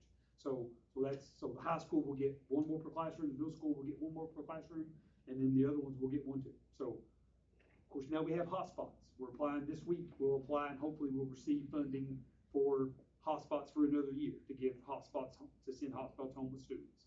So those are wireless devices, but if those don't work, we have to support those, right? I mean, they're Verizon wireless devices, but we'll apply for that funding, and we think we'll receive that to be able to send those home again next year for kids who don't have internet at home and can't afford that internet at home. 3,000 student Chromebooks. We only have 2,800 students. We have more Chromebooks than we have students, because every library has extra Chromebooks. Because when a kid doesn't charge those, forgets theirs, breaks theirs, we have to have those extra ones. So elementary schools, we have 36 extra in each library for checkout. Middle school and high school has fewer, but lots of Chromebooks. Every instructional assistant has a Chromebook. My next one is staff. Every instructional assistant has a Chromebook. Every teacher has a Chromebook. Food service managers have Chromebooks. Of course, during COVID, we had to have the ability to work from home, work from wherever we are. So food service managers have Chromebooks. most of them have their Chromebooks out. Good job, guys. They didn't know I was gonna single them out, but, everybody has a Chromebook. That's more devices. 21 copiers, lots and lots and lots of printers, lots of printers. Don't even know how many, but there's a bunch. We can find them all, but we don't know how many. Interactive flat panels now are in every elementary school classroom. That's a touchscreen TV. Those will be in high school and the middle school after the new middle school, after we get the RUS grant in that we've got, that you approved tonight, some of those purchases. But yeah, projectors still at the high school and middle school, so we're still changing bulbs, we're still sorting through those. Document cameras in every classroom. And then we go down to where Ms. Carey mentioned Wi-Fi ovens that we support. We support Bluetooth hearing aids if a child has hearing problems. We have a Braille printer at one school because we have that need. So we support that, which is a new thing for me. Glucose monitors use our Wi-Fi so parents can get a notification when a child's sugar is too high. How many staff members do you need, Brandon? You got it. Okay. I gotta talk after Brandon. I should have had a PowerPoint. Just joking. Good job. It's exploded, right? 1997, 2 staff members, 500, 600 devices. Now it's ridiculous, right? Now there's some changes with that. Desktops were way harder to support then. Chromebooks are not as hard to support. They're hard to fix when we break this 6 or 7 screens a day, right? We hadn't even got to that. So daily tasks for me, and some of these are mine, some of these are not, but people forget about daily web filter checks. We gotta know what sites the kids are going to. Sometimes they get around the web filter. We gotta know what they're searching for. They help with that every day. They get alerts when kids search for something where they can harm themselves. But I still have to get an alert if they're just bored and doing bad things, right? That's still me. So we still get those. Daily email monitoring, boyfriends emailing girlfriends. We have multiple cases where this child can't email this child, or this child can't email any children, or they can't receive emails from somebody else. It's so complex, it's ridiculous. I used to say, oh, we can't do that, and now we're doing that, right? Daily assigning and unassigning Chromebooks. We have broken screens all the time, 7 or 8 a day. We've educated, we've tried. It's a lot. So keeping track of the inventory is a huge big deal. It's something you all approved IIQ, which is something I've been testing for a while. It's called Incident IQ. It helps us manage our assets. It helps us manage our ticketing. I used to use a Google Sheet, which was great. It just doesn't work. It's just not as good. So that's. Well, now, Brandon, let me ask you something, which I might be speaking on both sides of my mouth, but seeing all of this, I wouldn't have a problem with just getting 2 computer specialists, hiring 2. I mean, I don't know if that's something that can we add that to our agenda this way, or? I think so. I mean, I think it's something. Because I want to shoot for more than 2. Now he's up to 4. Account creation, I move to approve 1 before he talks us into more than we can afford. So since January, our new IQ we've been trying, we've had 1,700 tickets. So there's tickets all the time. Most of the times the things I do aren't even logged in there. So sometimes I'll get a call from Tom, sometimes I'll get a call from Angie, sometimes I'll get a call from Marcus Rippert. Lots of time my day, I think it's gonna be one way, and it's completely the other way, right? I think I'm gonna be somewhere at a certain time, and then my day changes. I can't focus on really anything besides waiting for. Putting out fires. Exactly. Well, you've helped me, I don't know how many times. I'm being really completely serious. Listen, I've I texted don't him at have a home at problem. 10 o'clock at night before, like, Well, I ain't been that bad. I My have, God. and I'm sorry, but I have. I mean, But it's, that stuff is, and I forget my stream, so we've been on Mr. Rippert for about my whole speech started Mr. Rippert. So of course, other things, this week we're doing online testing. One day we spend half a day at one school for online testing. But that matters, right? It's all about priorities. Which priority is the most important at this moment, at this time, in this day, right? So online testing is something we didn't have in 1997. It matters. Google stuff, Google Classroom, Clever stuff, iReady, iExcel, Edgenuity, Pathblazer. When that stuff works, everybody loves it. When it don't work, they call us, right? So that's a big deal. Infinite Campus support. I don't do data entry in Infinite Campus, but when it's broke, that's, they call us or me. Destiny's library software, same deal. Munis support, I can't tell you anything about Munis much, but when it's broke, I'm learning how to fix it. So Mosaic is our food service system, know about that, it's brand new this year. Of course, all devices, classroom relay, PD, lots of times it's just showing the teacher how to do something, that they don't know, right? But we have to have time for all that. Projects, sorry, I'm gonna finish my presentation. I'm sorry. I want you to. This year that's new, extra money is great, it is a blessing, without a doubt. It has also changed my world even more, right? Mosaic is new. My school bucks is a way to accept online payments, it's new. Raptor's visitor entry system, it's new. Wait, I'm sorry, my school bucks. It's a way that we can let children or staff pay for food online. Okay. So staff, the first meal for students are free, of course, Right, because so, we're CDP. oh, But if okay. they wanted Credit extra, card. If they want a parent extras. can use their credit card and do that at home and put money on their. Oh, okay, okay. So- Oh, I so- hope. Jamie, that was one of the things Jamie did before she left, but of course it's still something we have to support. Incident IQ has been a huge big deal for us. I mean, you think technology for the technology department just comes natural, but it's a huge big deal. Getting Chromebooks in that inventory system, knowing where each Chromebook is, knowing which kid is with it, knowing how many broken screens they've had this year, and why, and everything is a huge big deal. Power School is Talent Ed. It's the human resources program we purchased. We're getting ready to roll that out soon. It's a new piece of software. New website project. I put it at the bottom of the list because we're slowly rolling that out, but we've been working on that for a year, already. Well, Jamie and I were working on that for a long time. IC online registration setup, that took me several days. When you start thinking, when you take 3 or 4 days to set something up, that's a whole lot of time, right? Next, iOS and Android app this summer. The website will have those apps this summer. This summer, RUS grant, right? It's gonna be a huge big deal. Just be the high school, won't be the middle school, because we'll try to wait till we have a new middle school to put that stuff in, but Canon copiers are new, which will be great, will help us. There's a lot of better features. I'm excited about it, but it's gonna be more, right? Replacing standard systems or adding cameras to a couple of different schools now to make them better. That's happening now. This summer, a new phone system.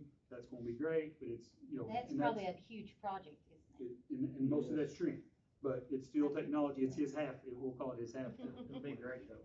It will be great. We need it so bad, but Still got phones here that were here when I came in '97. That's how long we've had. And then App Harvest Box, I put that on there because you don't think about an App Harvest Box being a technology project, but it has wireless shot from the high school to the App Harvest Box. It's in a metal box. Trent can talk about it because he's done it all, but it's in a metal box, which means you don't get Wi-Fi signal inside a metal box. You gotta figure out how to get the Wi-Fi signal in there and then convert it to a wired signal because it's running off wireless waters and it's crazy anyway. And then eStubs, the newest thing, which lets people get their check stubs. It's gonna help payroll. I think you approved that tonight. And it'll be great because now, they have to have check stubs for everybody, print them out, fold them up. It's a nightmare. This way they can just go online and get the check stubs. So. This way, we just started this week, I just started entering my own time and paying myself. It's gotta go to a supervisor to be approved. Really? On that way. So, Crazy. Trent, so there's my graph. It's not exactly right, but it basically shows the way it's going. We went from 2 people in 1997. I didn't go back that far. I didn't use that old Trent, I'm sorry. But, Hey, Brandon, easy. oh yeah, I'm sorry. Easy. Sorry. So the state they did a study, sorry, I have to finish my presentation. They did a study in 2017. It's by Bright Bites, and they say, their recommendation, they would say, don't hang your hat on it. That's what they'd say, so that's what I'll say. But they say 1 staff member for 800 devices. So we have a lot, right? 4,000 devices that are just computers and Chromebooks. That would be 5, right? So if you count, CIO, which, Trent is that, but he's not completely full-time, right? Wherever I fit into that, we all fit different places. The job title's not exact. You can't just look at that and say whatever. But I mean, we are way behind, right? The digital learning coaches added, and we don't have those hired yet, but those will be hired, and those will help greatly. But those will help with instruction because we're behind. Being one-to-one is great. It's amazing. It's great for instruction. It's great for teachers. It causes problems, obviously. Anything causes problems. But having teachers that can be those digital learning coaches and can help other teachers use the technology, right, in a normal environment, which is what we're moving toward, not a COVID environment, because then, you know, we all just kind of jumped in. But yeah, if they recommended 800 devices, then, you know, we need a position. So Brandon, what this graph is saying is based on the number of devices that we have in the district, we should have 13 people employed. Yeah, Doing that's the including work. the digital learning coaches. Eight people, we should have five techs. But based on 800 devices, 4,000, we should have like 5 techs. Job I'm not description, asking. is there a job description? Is it on there? I didn't look at it. I'm sorry, I apologize. I really wasn't trying to be, I was really serious about, I don't know if that's something can we change that? Or would that be something we'd have to add next meeting? You can Could we change a that? motion. Because I'm gonna move that we hire 2 computer specialists. For now, and then address I'd it later be- for Yes. more. I would second that. what's that? I mean, I'd be in favor of hiring one and seeing how it goes, and if that fixes it, then one's great. If we need another one, we can come back to that. That's just my take. I mean, we've talked about sustainability, and you're asking for one, right? I mean, you'd like to have 5, but you're asking for one. I mean, two sounds really good. The Can we problem support- what can we is, if I support? go through, and I'm, you know, if I go through some of this stuff, it's like, who does somebody call if Google Classroom doesn't work? They call me. Who does somebody call if Clever doesn't work? They call me. Who do they call if iReady doesn't work? They call me. iExcel, it's me. Ingenuity Pathway, it's me. If they're doing online testing, who do they call? They call me. If in a campus, it's me. If all those, it's me. That's the problem. I need to be able to give away some jobs that I have that I've completely taken. I mean, I'm that person. Right? How much time do you spend during the day on the road? Depends. I don't visit Trying the to schools as run. much. I don't visit the schools as much as I used to. You know, now, like, if it's But something. if there's a fix that has to be done, you physically have to go there, correct?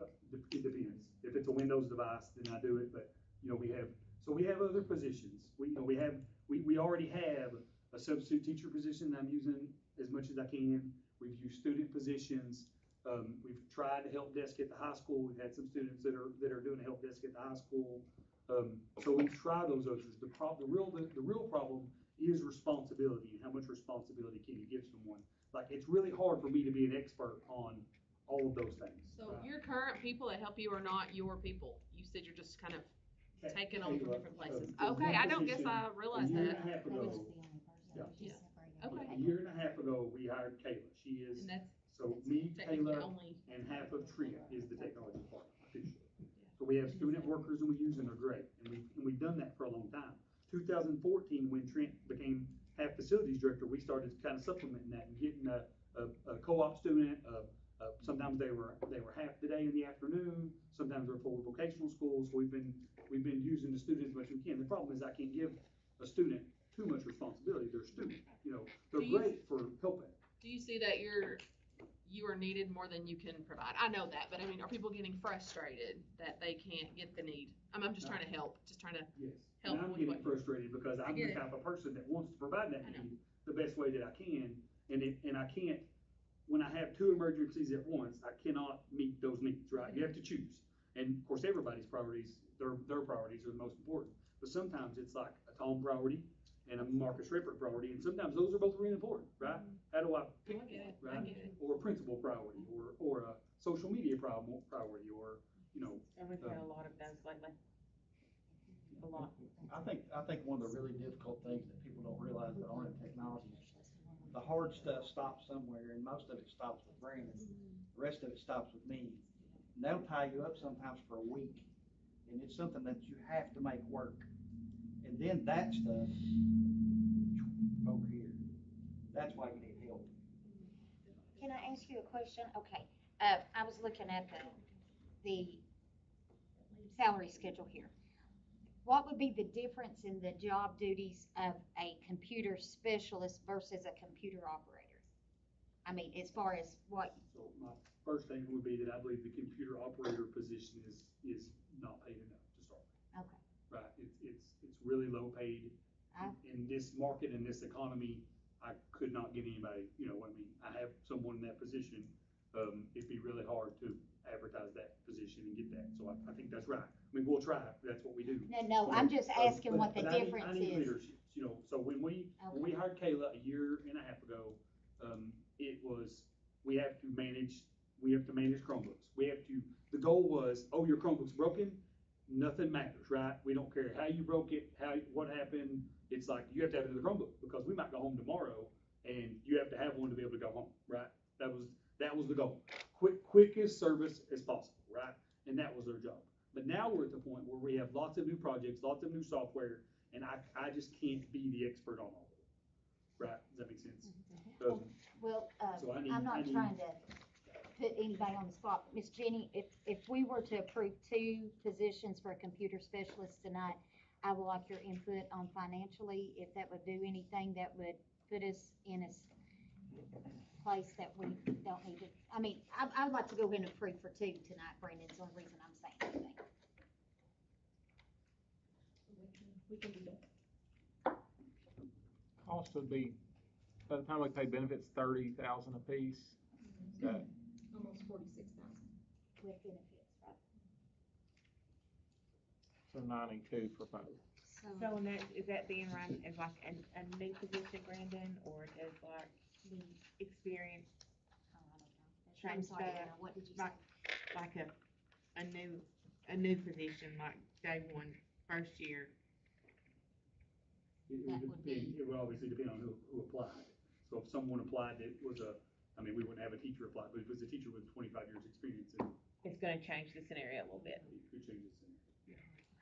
Well, But first of all, most people would come into this in a More- new role, More like a likely it would new, not be that, you know, but you just can't because say we don't that. have anybody with experience within the district that would apply for that, because we don't have those positions. Right. So that's a little different than a teacher scenario. Yeah. Okay. well, in 3 years' time, our devices has, I'm gonna say tripled, at least, maybe, doubled, quadrupled, okay. I foresee that just continuing to raise. I'm gonna make a recommendation and put it into motion that we hire 2 computer specialists. I second that. All in favor? Okay. Motion is second. Brandon, post you 2 jobs, okay? And hopefully, Did you finish your presentation? oh gosh, I'm sorry, Brandon. Listen, we have seen the auctioneer version of Brandon tonight. Oh. I don't want Brandon talking anymore about how much I talk.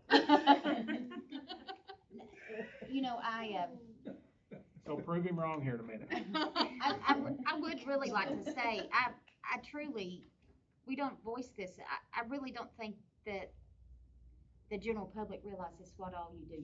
I mean, and I know I don't, but I know that every time I've ever reached out to you needing something stupid fixed, you're eager to help my stupid, so, and I'm appreciative of that, and, Well, But- we advanced our technology, but we didn't advance the Yeah, help, you know what I mean? It just was you. you still. can maybe go off one of your blood pressure meds now.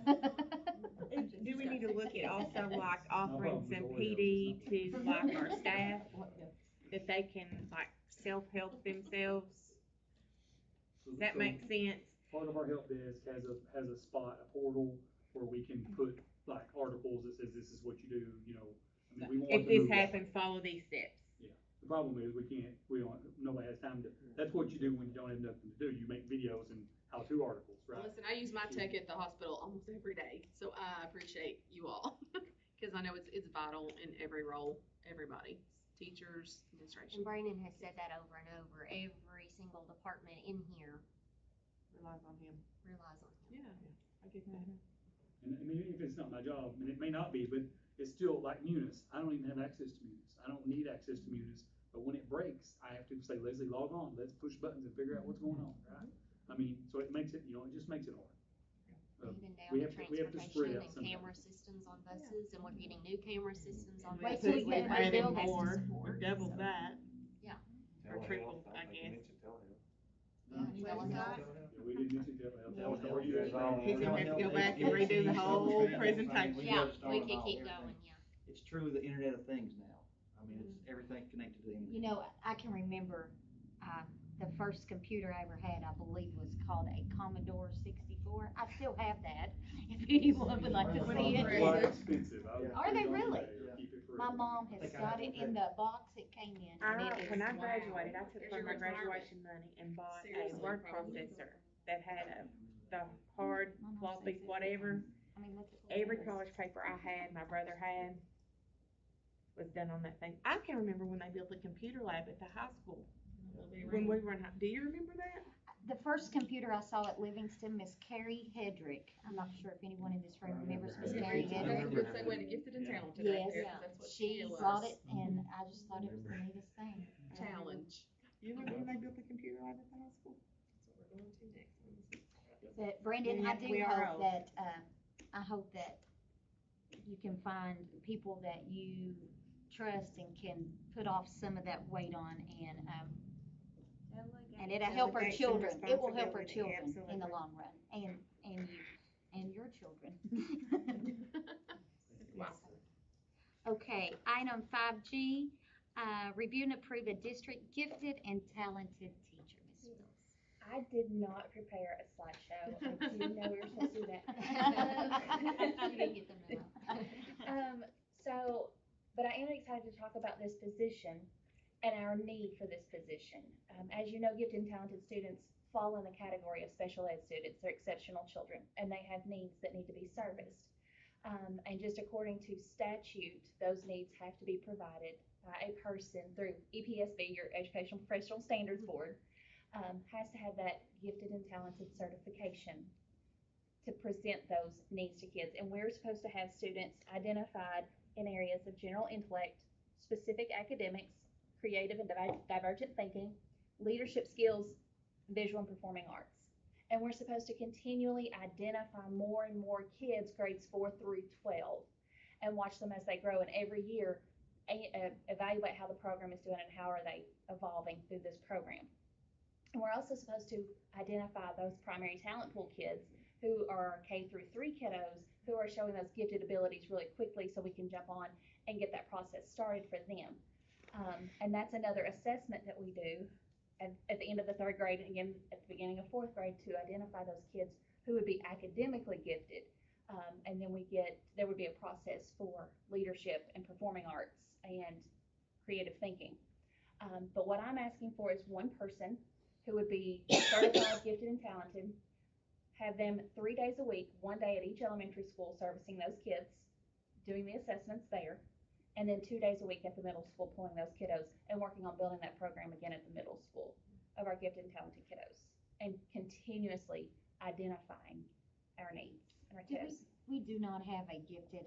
We have a person, Angie Hendrickson, at the high school, and we have somebody at the elementary who is a sub right now. So right now we kind of have an equity issue as well. So we don't have any services at Broadhead or Roundstone. I knew at the elementary, a retired person, so it's like a substitute. Yeah. How long has it been since there's been a gifted, talented teacher? Long time, isn't it? 4 years. 4-ish. Yeah, it was 2018. And this is a necessity, It- and this it- is a passion of mine. Well, it that is we- mine too. I think that we need to try to push and push and push those that Oh, I totally agree. Yeah. have those. We have some very talented kids, and in all areas. A lot of times I feel like the children that are on the spectrum of the gifted and talented, they get maybe left out because we're trying to raise, we're trying to meet the needs of all those other students, and which they is fall what we under the need to same- be. Yeah, but and they're- they fall under the same regulation of all of the laws that Ms. Hubbard works with in special ed. I mean, they're exceptional children as well. Yeah. And they're supposed to be provided those services as well. What's the projected cost on this? And I assume it's just district funds. It is teacher salary. Teacher salary. Same as teacher It salary. has to be a certified Yes. teacher. So it would fall on the salary schedule as the same as a teacher salary. And I don't think there's any extra days, is there? No, no Okay. extra. Do they have to have a certain, you said They have to have a gifted and certified. talented Yes, certification. Okay. yes, they're the standards board, so that could be achieved like through a master's degree or Okay. rank 1 degree. Does anyone have any questions? I make a motion to approve. Second. All in favor? review and approve the LPC community member representative. Okay, what this is, due to a resignation, by one of the LPC members who is a community representative that is elected by the board, started the process that, we, Ms. Mattingly created a, advertisement on our website. We actually had two people that, completed that form, that Google form. One of them was Julie Lowry, the other one's Roy Reynolds. And, basically you guys have to approve one of the two of those to serve as our LPC member to fill that need. We have to have a certain, Katie sets forth that stuff, it's really cut and dried. You have to have 20 people. And, one of those three was, Mr. Tim McClure, and he'll be working on our middle school project, so that would be a conflict of interest. He can't serve on it. So, he's already resigned his position. So all we can do is vote upon the name. We don't get to see anything they completed. They didn't really fill out like a resume. They just basically submitted a form that, had their name, address, and phone number on it, and the willingness to Splitting hairs be a here. member. Do they need to live in the county? I'm just splitting hairs. One Yeah, does not. they do have to live in the county. Okay. Okay. One just says Crab Orchard.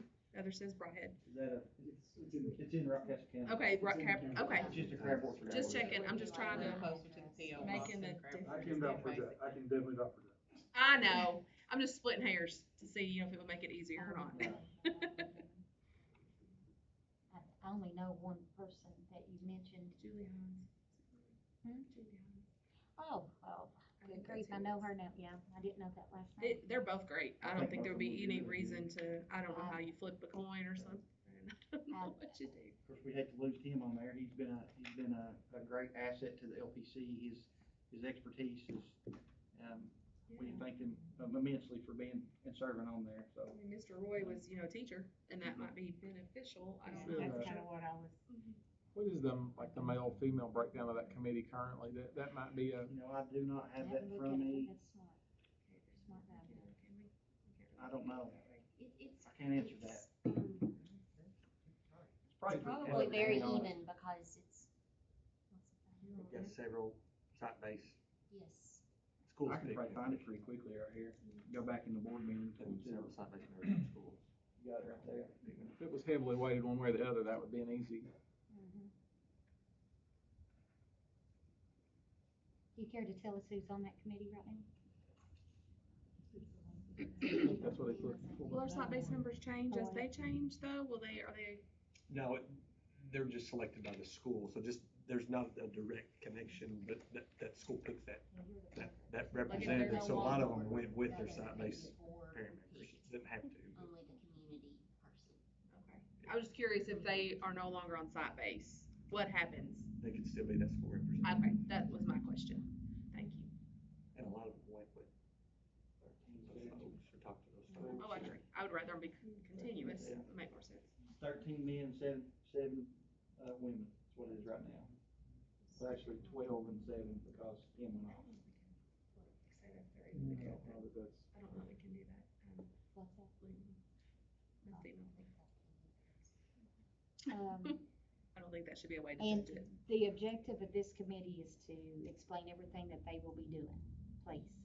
Well, the local planning committee will be, when we do a facilities plan, they will be the, driving force behind what we put in that facilities plan. And so Basically. we will be reconvening, We'll be reconvening probably next month. and we will be reconvening to look at the football field and track. To do a finding on the football field and track. Yes. And potentially including like other fields on there as well, just so That's they're everything. on there. So what qualities Yeah. would you say would be a positive that you would want this person to have? Oh, good question. I know that. Vision, I think vision of looking Yeah. in the future of, the need for what are the district needs, being able to look at that and knowing, thinking 20 years from now, what's gonna benefit our kids, not just thinking, next month or the next month, but being Remind me able to who have the other two long-range are? planning. Do we have 2 other community members? Is that what you said? There's 3 We total? do. Just trying to get a diversity of what, She pull it back up, she had it here a minute ago.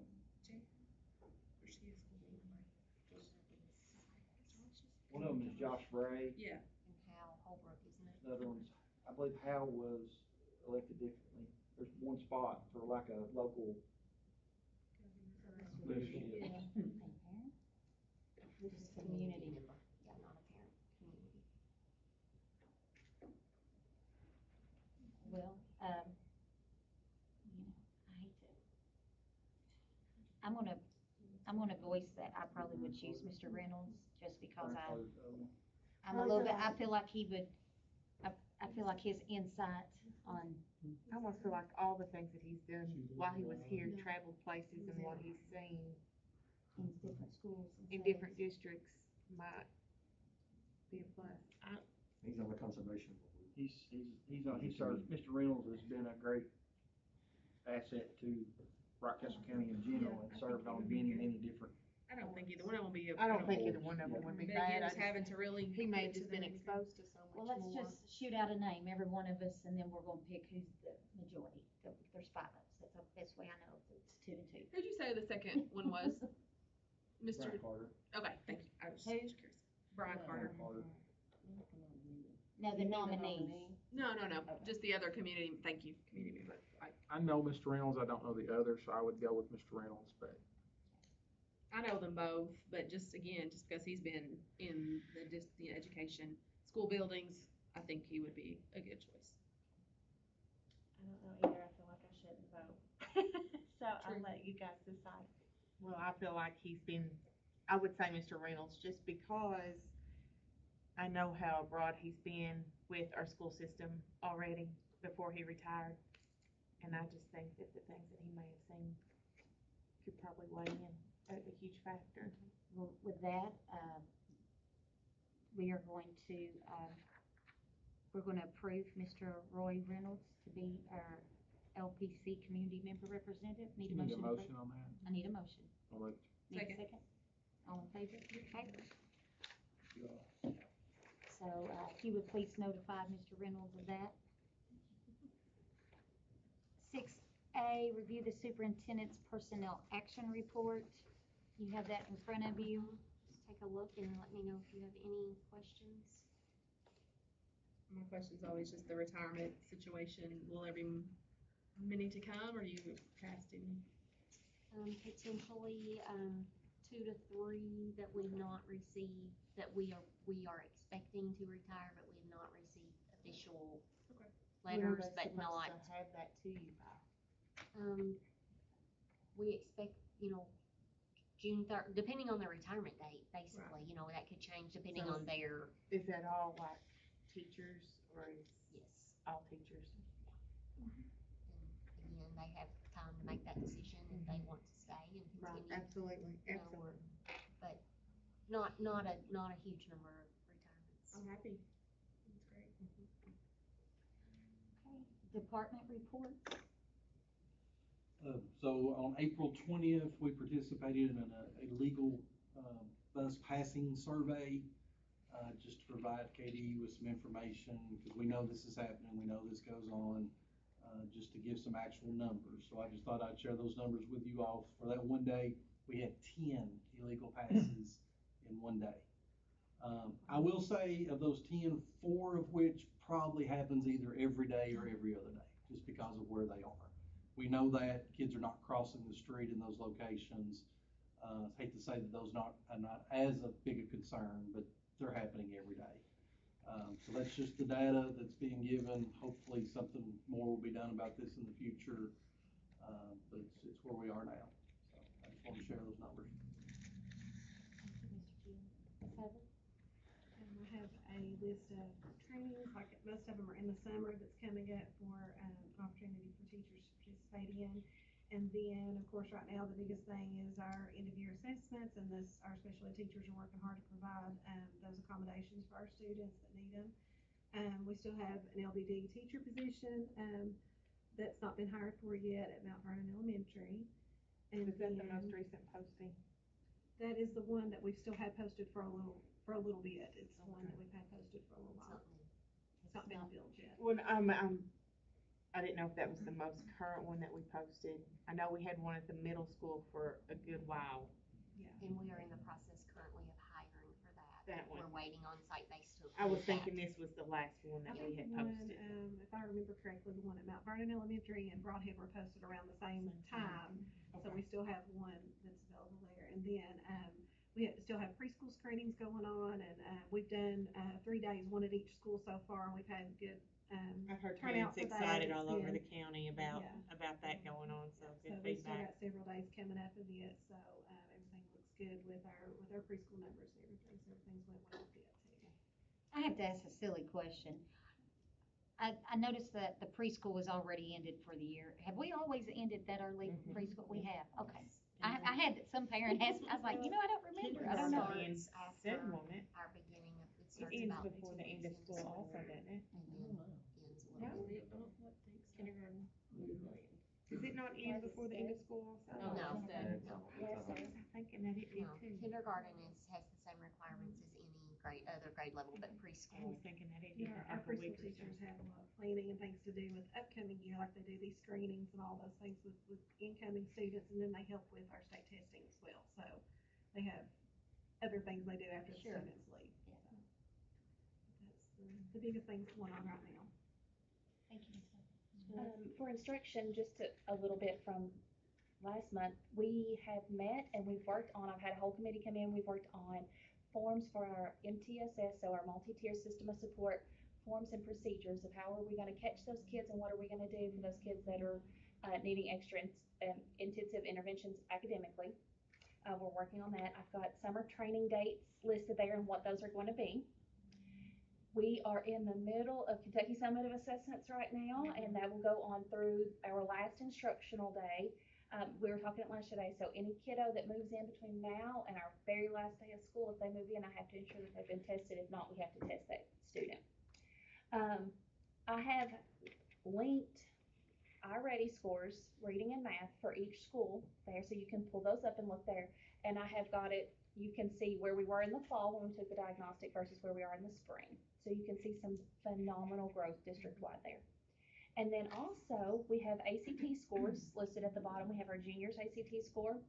And Garrett purchased ACT for our sophomores to take that, which was a great process because now it has to be done online. So our sophomores were able to practice the ACT online, and their scores are listed there. And that shows a lot of hope for our sophomores. Federal programs, we've turned in our intent to participate on Title IV. And so I'll work on those when that consolidated plan comes through, Title IV and Title I and other federal programs. And it's time that schools start working now on their Title I compact. And as you approve the salary schedule, there were 3 positions there that's a stipend for Title I. And that is going to take something off principal's plate. It's going to give them more time to get into classrooms. And it's going to give a point of contact at each elementary school that they're going to work on the paperwork for Title I and give them a stipend for that. For your virtual students, how do they do their testing? Do they come in to be? They have a schedule where they're coming in. They were there today. Yep. They were there yesterday, today, and they're coming in, they're staggered all week.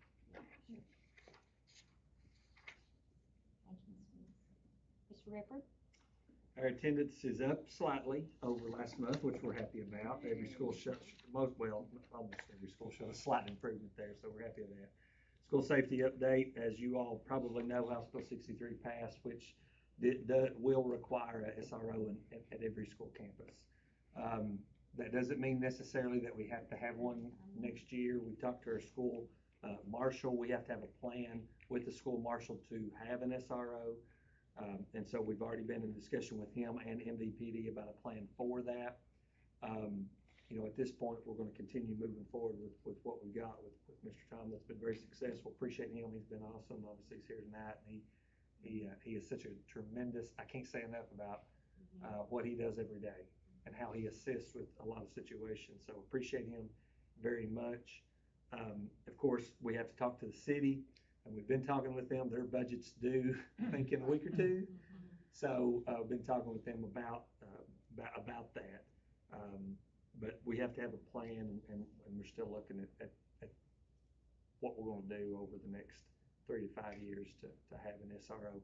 I do think, and this is just my thought, I do think that in time they'll have to make some changes to that law because it's just going to be very difficult for districts to have an SRO at every campus. So, non-resident policy, I'll be coming back in June with a policy for non-residents. All of our agreements, you all may have noticed that we haven't approved hardly any of those this year. That's because those are going to be a thing of the past, June 30th. And so we have to develop a policy. I've been looking at some other districts and talking with other DPPs about what that might look like. So I'm still researching some of that, but that will change. And essentially, there'll be an application process and things we'll have to do, but we will allow, there will be students that are non-residents to have the opportunity to come to Rockcastle County Schools. So we're happy about that. And that's the open borders, that's all part It's of the open borders that we've been looking forward to for a couple of years. So July 1, that'll be effective. Then I've already talked about virtual programs, and unless y'all have any questions. Ms. Jennifer? Yes, I've just put a flyer in your folder, just to kind of go through some of the numbers. Our breakfast and lunch service, the meals that we've served are a little bit down this year from this time last year, and I'm not sure exactly why that is. I don't know that we have fewer students.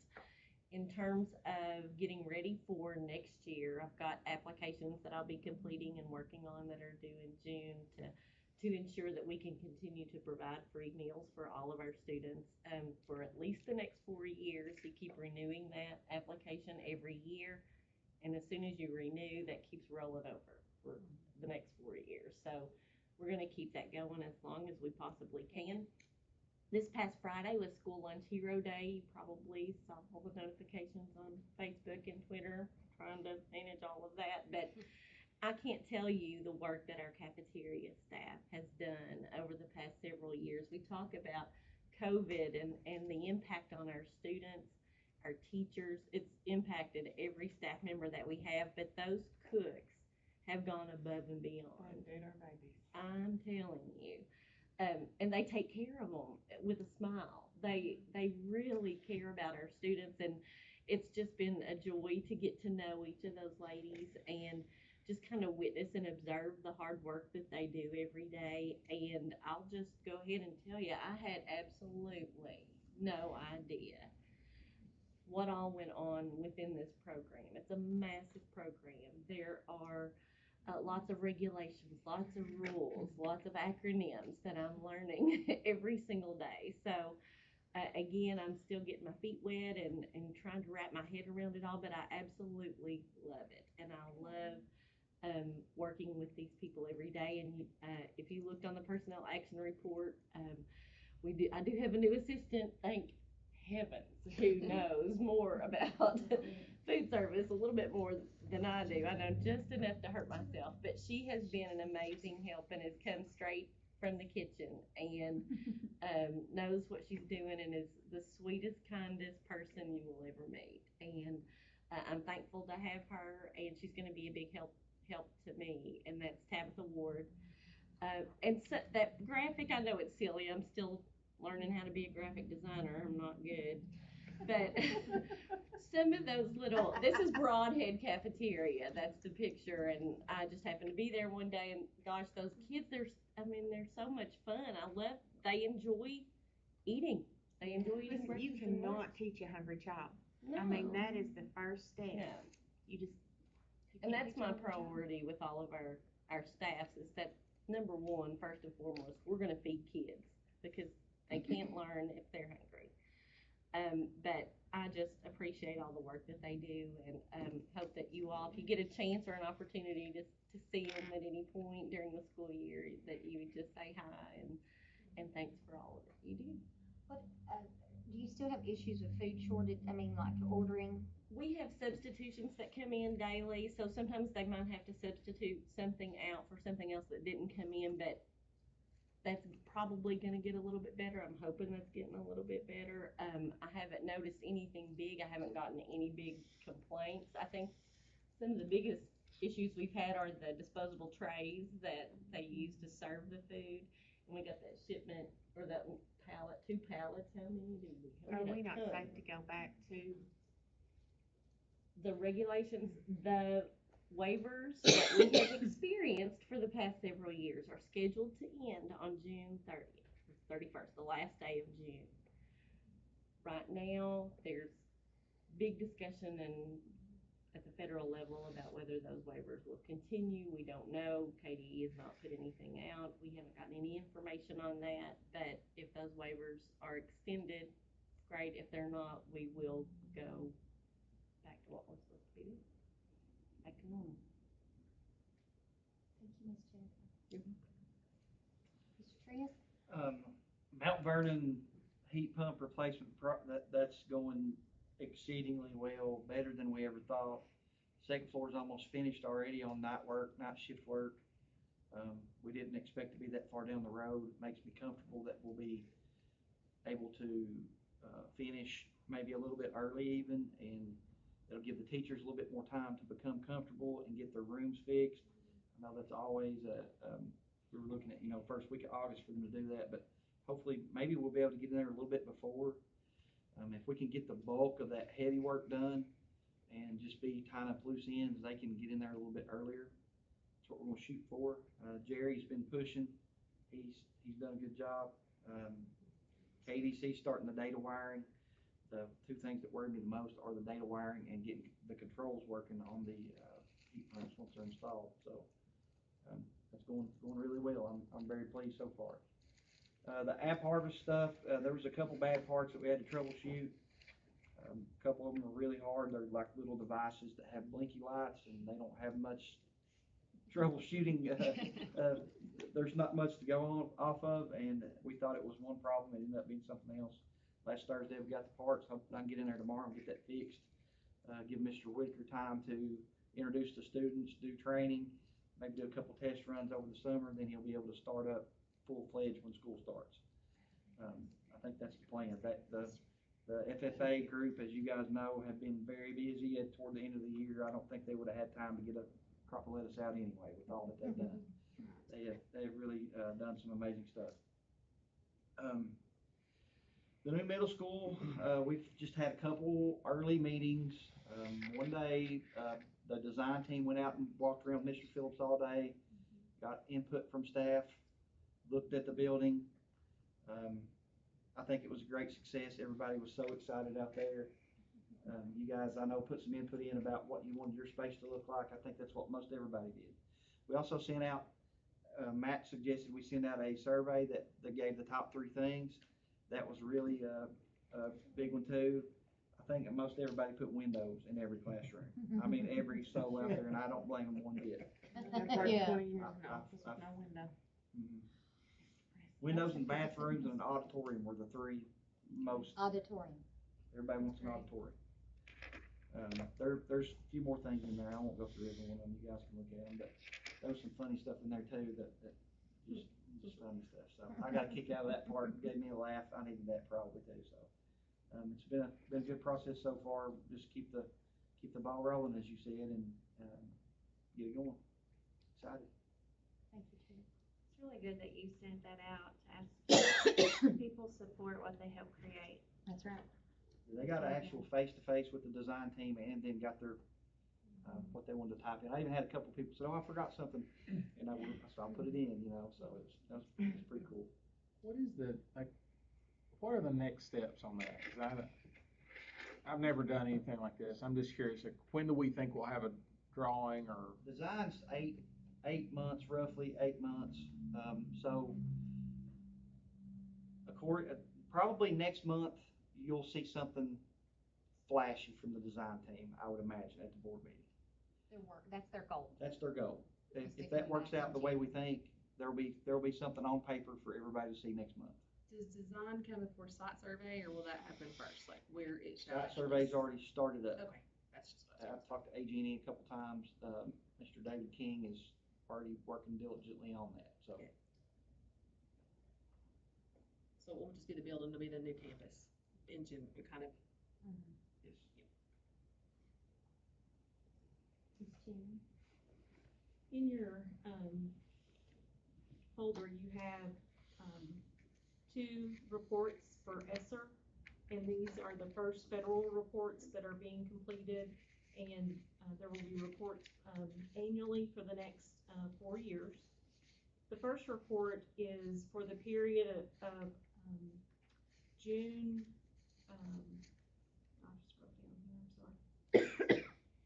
October 1st, 2020 through June of 2021. And those are broken out by our gear funds and our ESSER funds. And the way the report is set up is you report on the amount of funds that you've spent during that period of time and been reimbursed for. So most all federal programs reimbursement process is utilized at the state level for federal funds. So you can kind of see how that's broken out. That first one is your ESSER, and if you kind of scroll down, you'll see that throughout the reporting process, you'll see that the vast majority of the funds that have been reimbursed during that period of time have been spent on technology support, and curriculum related items. Those very early purchases to support the technology that we were putting in the hands of students, just to kind of get that up and running. Is that what property would be? Is property yes, would be technology would be listed as property according to the federal guidelines.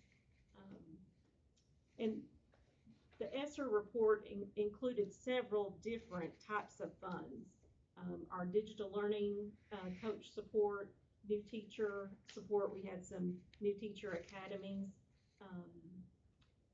and just our ARP ESSER for that first year, our ESSER funds, ESSER 1.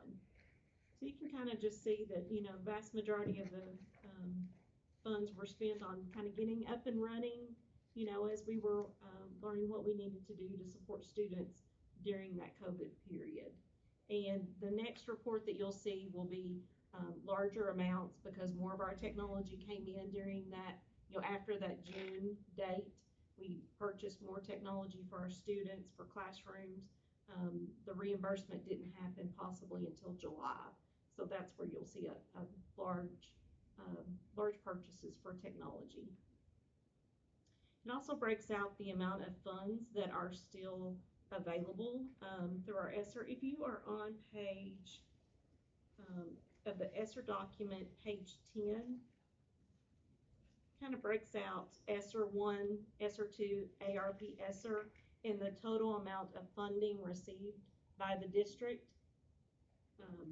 for each of those pots of funds. So there's still a significant amount of funding to be spent to support the efforts of the 20% learning loss that Ms. Jessica Willis is working with our schools, and you've seen some of those purchases and been approving those tonight, and then the money set aside to support the work being done at the middle school construction.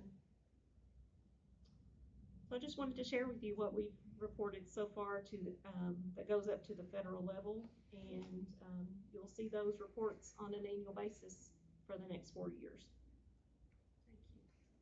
Is that how long we have to spend the ESSER? We have until June of 2024. Really, that's not a great deal of time.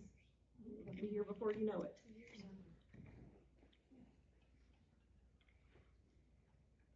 That's all I have.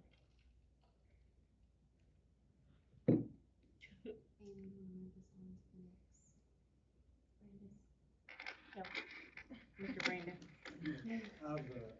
I've talked enough Thank you, already. Ms. Jennings.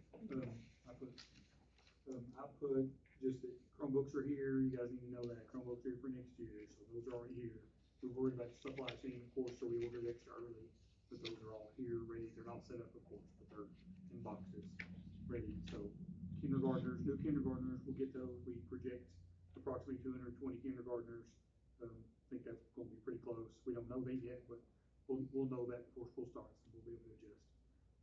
And then incoming fifth graders, next year's fifth graders will get replacements, and then incoming ninth graders will get a replacement.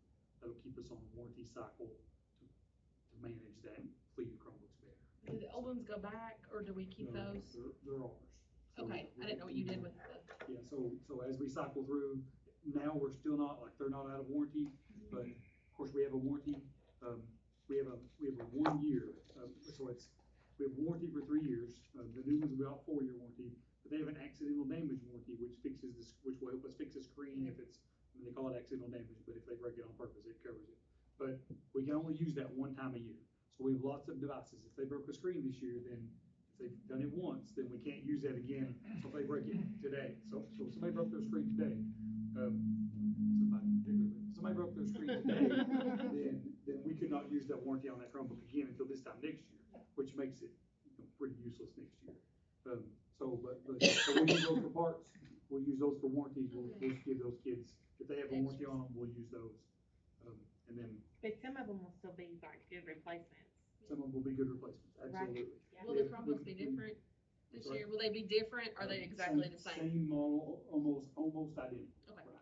Right. Yeah, that's part of the standardization goal, that we had before. When we had desktops, we had a bunch of desktops.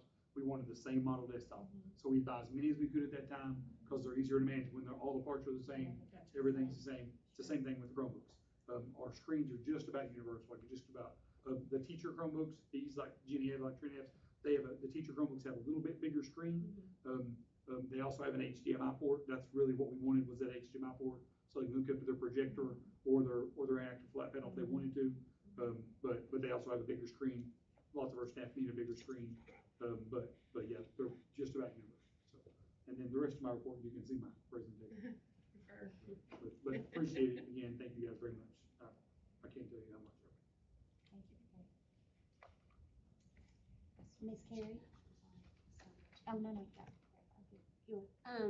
Just a couple things, just a reminder of graduation, on the 24th, and I hope that all of you all can be there to participate and celebrate our graduating seniors. And on the 26th at 12:30, we will have our staff cookout, so I hope you all can be there to participate and I'm ready to serve. celebrate and serve and thank our staff. And Yeah. yes, I do too. And thank you to Matt for supporting that and really helping to promote that and get our donations. So thank you very much, Matt.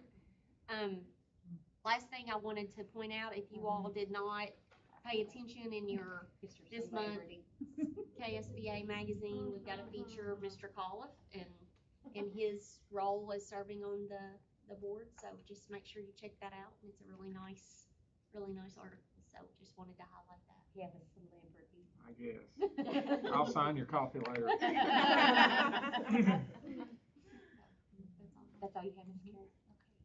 Okay. Just curious, has there been any discussion if there's rain? Yes, Mr. Bussell has some backup dates. Okay. Just, I think he has 2 different times, and he's just gonna watch the weather forecast, and he's let those parents know that. I was wondering about that. I've had a, Yeah. okay. So it would be a different day instead of moving it inside? Yes, we did. Okay. And I think once we went to the football field last year, it was so nice that that's gonna be an expectation. It was just a really great setting and environment. I'm excited. Matt, do you have anything? I know Teacher Appreciation Week's passed, but I just wanted to say publicly how much I appreciate my kids' teachers and my teachers that I had back in the day, and at least one of those is in the room, so but I appreciate You're supposed to look over at like somebody else, Miss Jennifer. we've got great teachers and they do important work, so.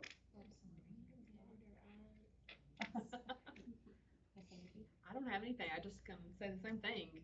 We have a great district. I don't think people realize how great our district is. Behind the scenes, there are some hardworking folks that we as a community don't see a lot. So be thankful. Be thankful to live in this community. Thank you. Misty? Actually, read a quote today and I wanted to read as your all's, I'll just be an encourager for a moment, but it said, "It is not your goals that will lead to your success, but your commitment to the process." And thinking about all the change that, just as a new board member, the change has happened since I've been here, that you guys have had to go through and the staff, but you're still committed to the process. And you're committed and willing to change, when needed. But I just thank you guys for your hard work and your commitment I know it's May. May is crazy, isn't it? But just to stay committed to that process for our kids, and I thank you guys for always being willing to answer questions. Miss Jenny and Carrie, I know I drive them crazy sometimes probably, but you're just so willing. Whatever it is that we need to know, anytime that we want to suggest something, you guys are willing to do that and to research, and but I appreciate you guys and our teachers and staff as well. I think just, as always, thank you. Just reiterating kind of what you all said, I guess we're blessed as a district. We have great educators, best in the state. But it's so much more than an education. There's so much more well-rounded. It's the care and the love and the compassion that our kids get also. And we're the best at it, and thank you all. First of all, I'd like to thank all of our board members. I think all of you come every meeting with a heart for children, and I think that speaks volumes for our district. But I think the core of the success for Rockcastle County Schools is in our classrooms with our teachers and our support staff, and I do appreciate all of you.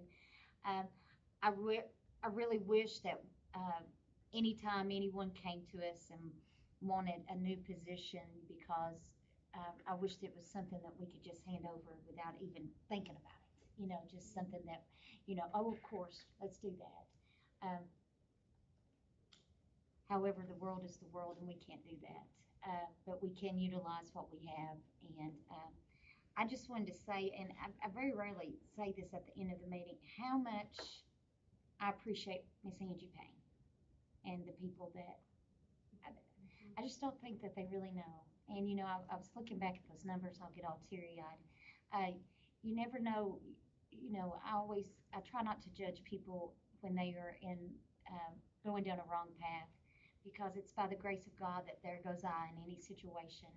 And I think that sometimes it's good to be reminded that not everyone is as fortunate as those of us that are in this room. Not every child has those opportunities. Not every child comes to school with with a full belly. They come hungry, and thank God for lunch cafeteria staff that give them a smile and a croissant. I mean, you know what I'm saying? Thank God for the bus drivers that meet them with a smile, and they when they get on those steps, it's more than just stepping up on a bus. It's stepping into a safe zone. So I commend all of our employees. I don't think that lunch, a cookout, can ever justify how truly amazing our staff is. I will say that I have 3 children. My oldest is 24, and we've had many teachers over the years, and every single teacher that my children had cared for them. Every single one. They all encouraged them. They all pushed them to be great. And wow,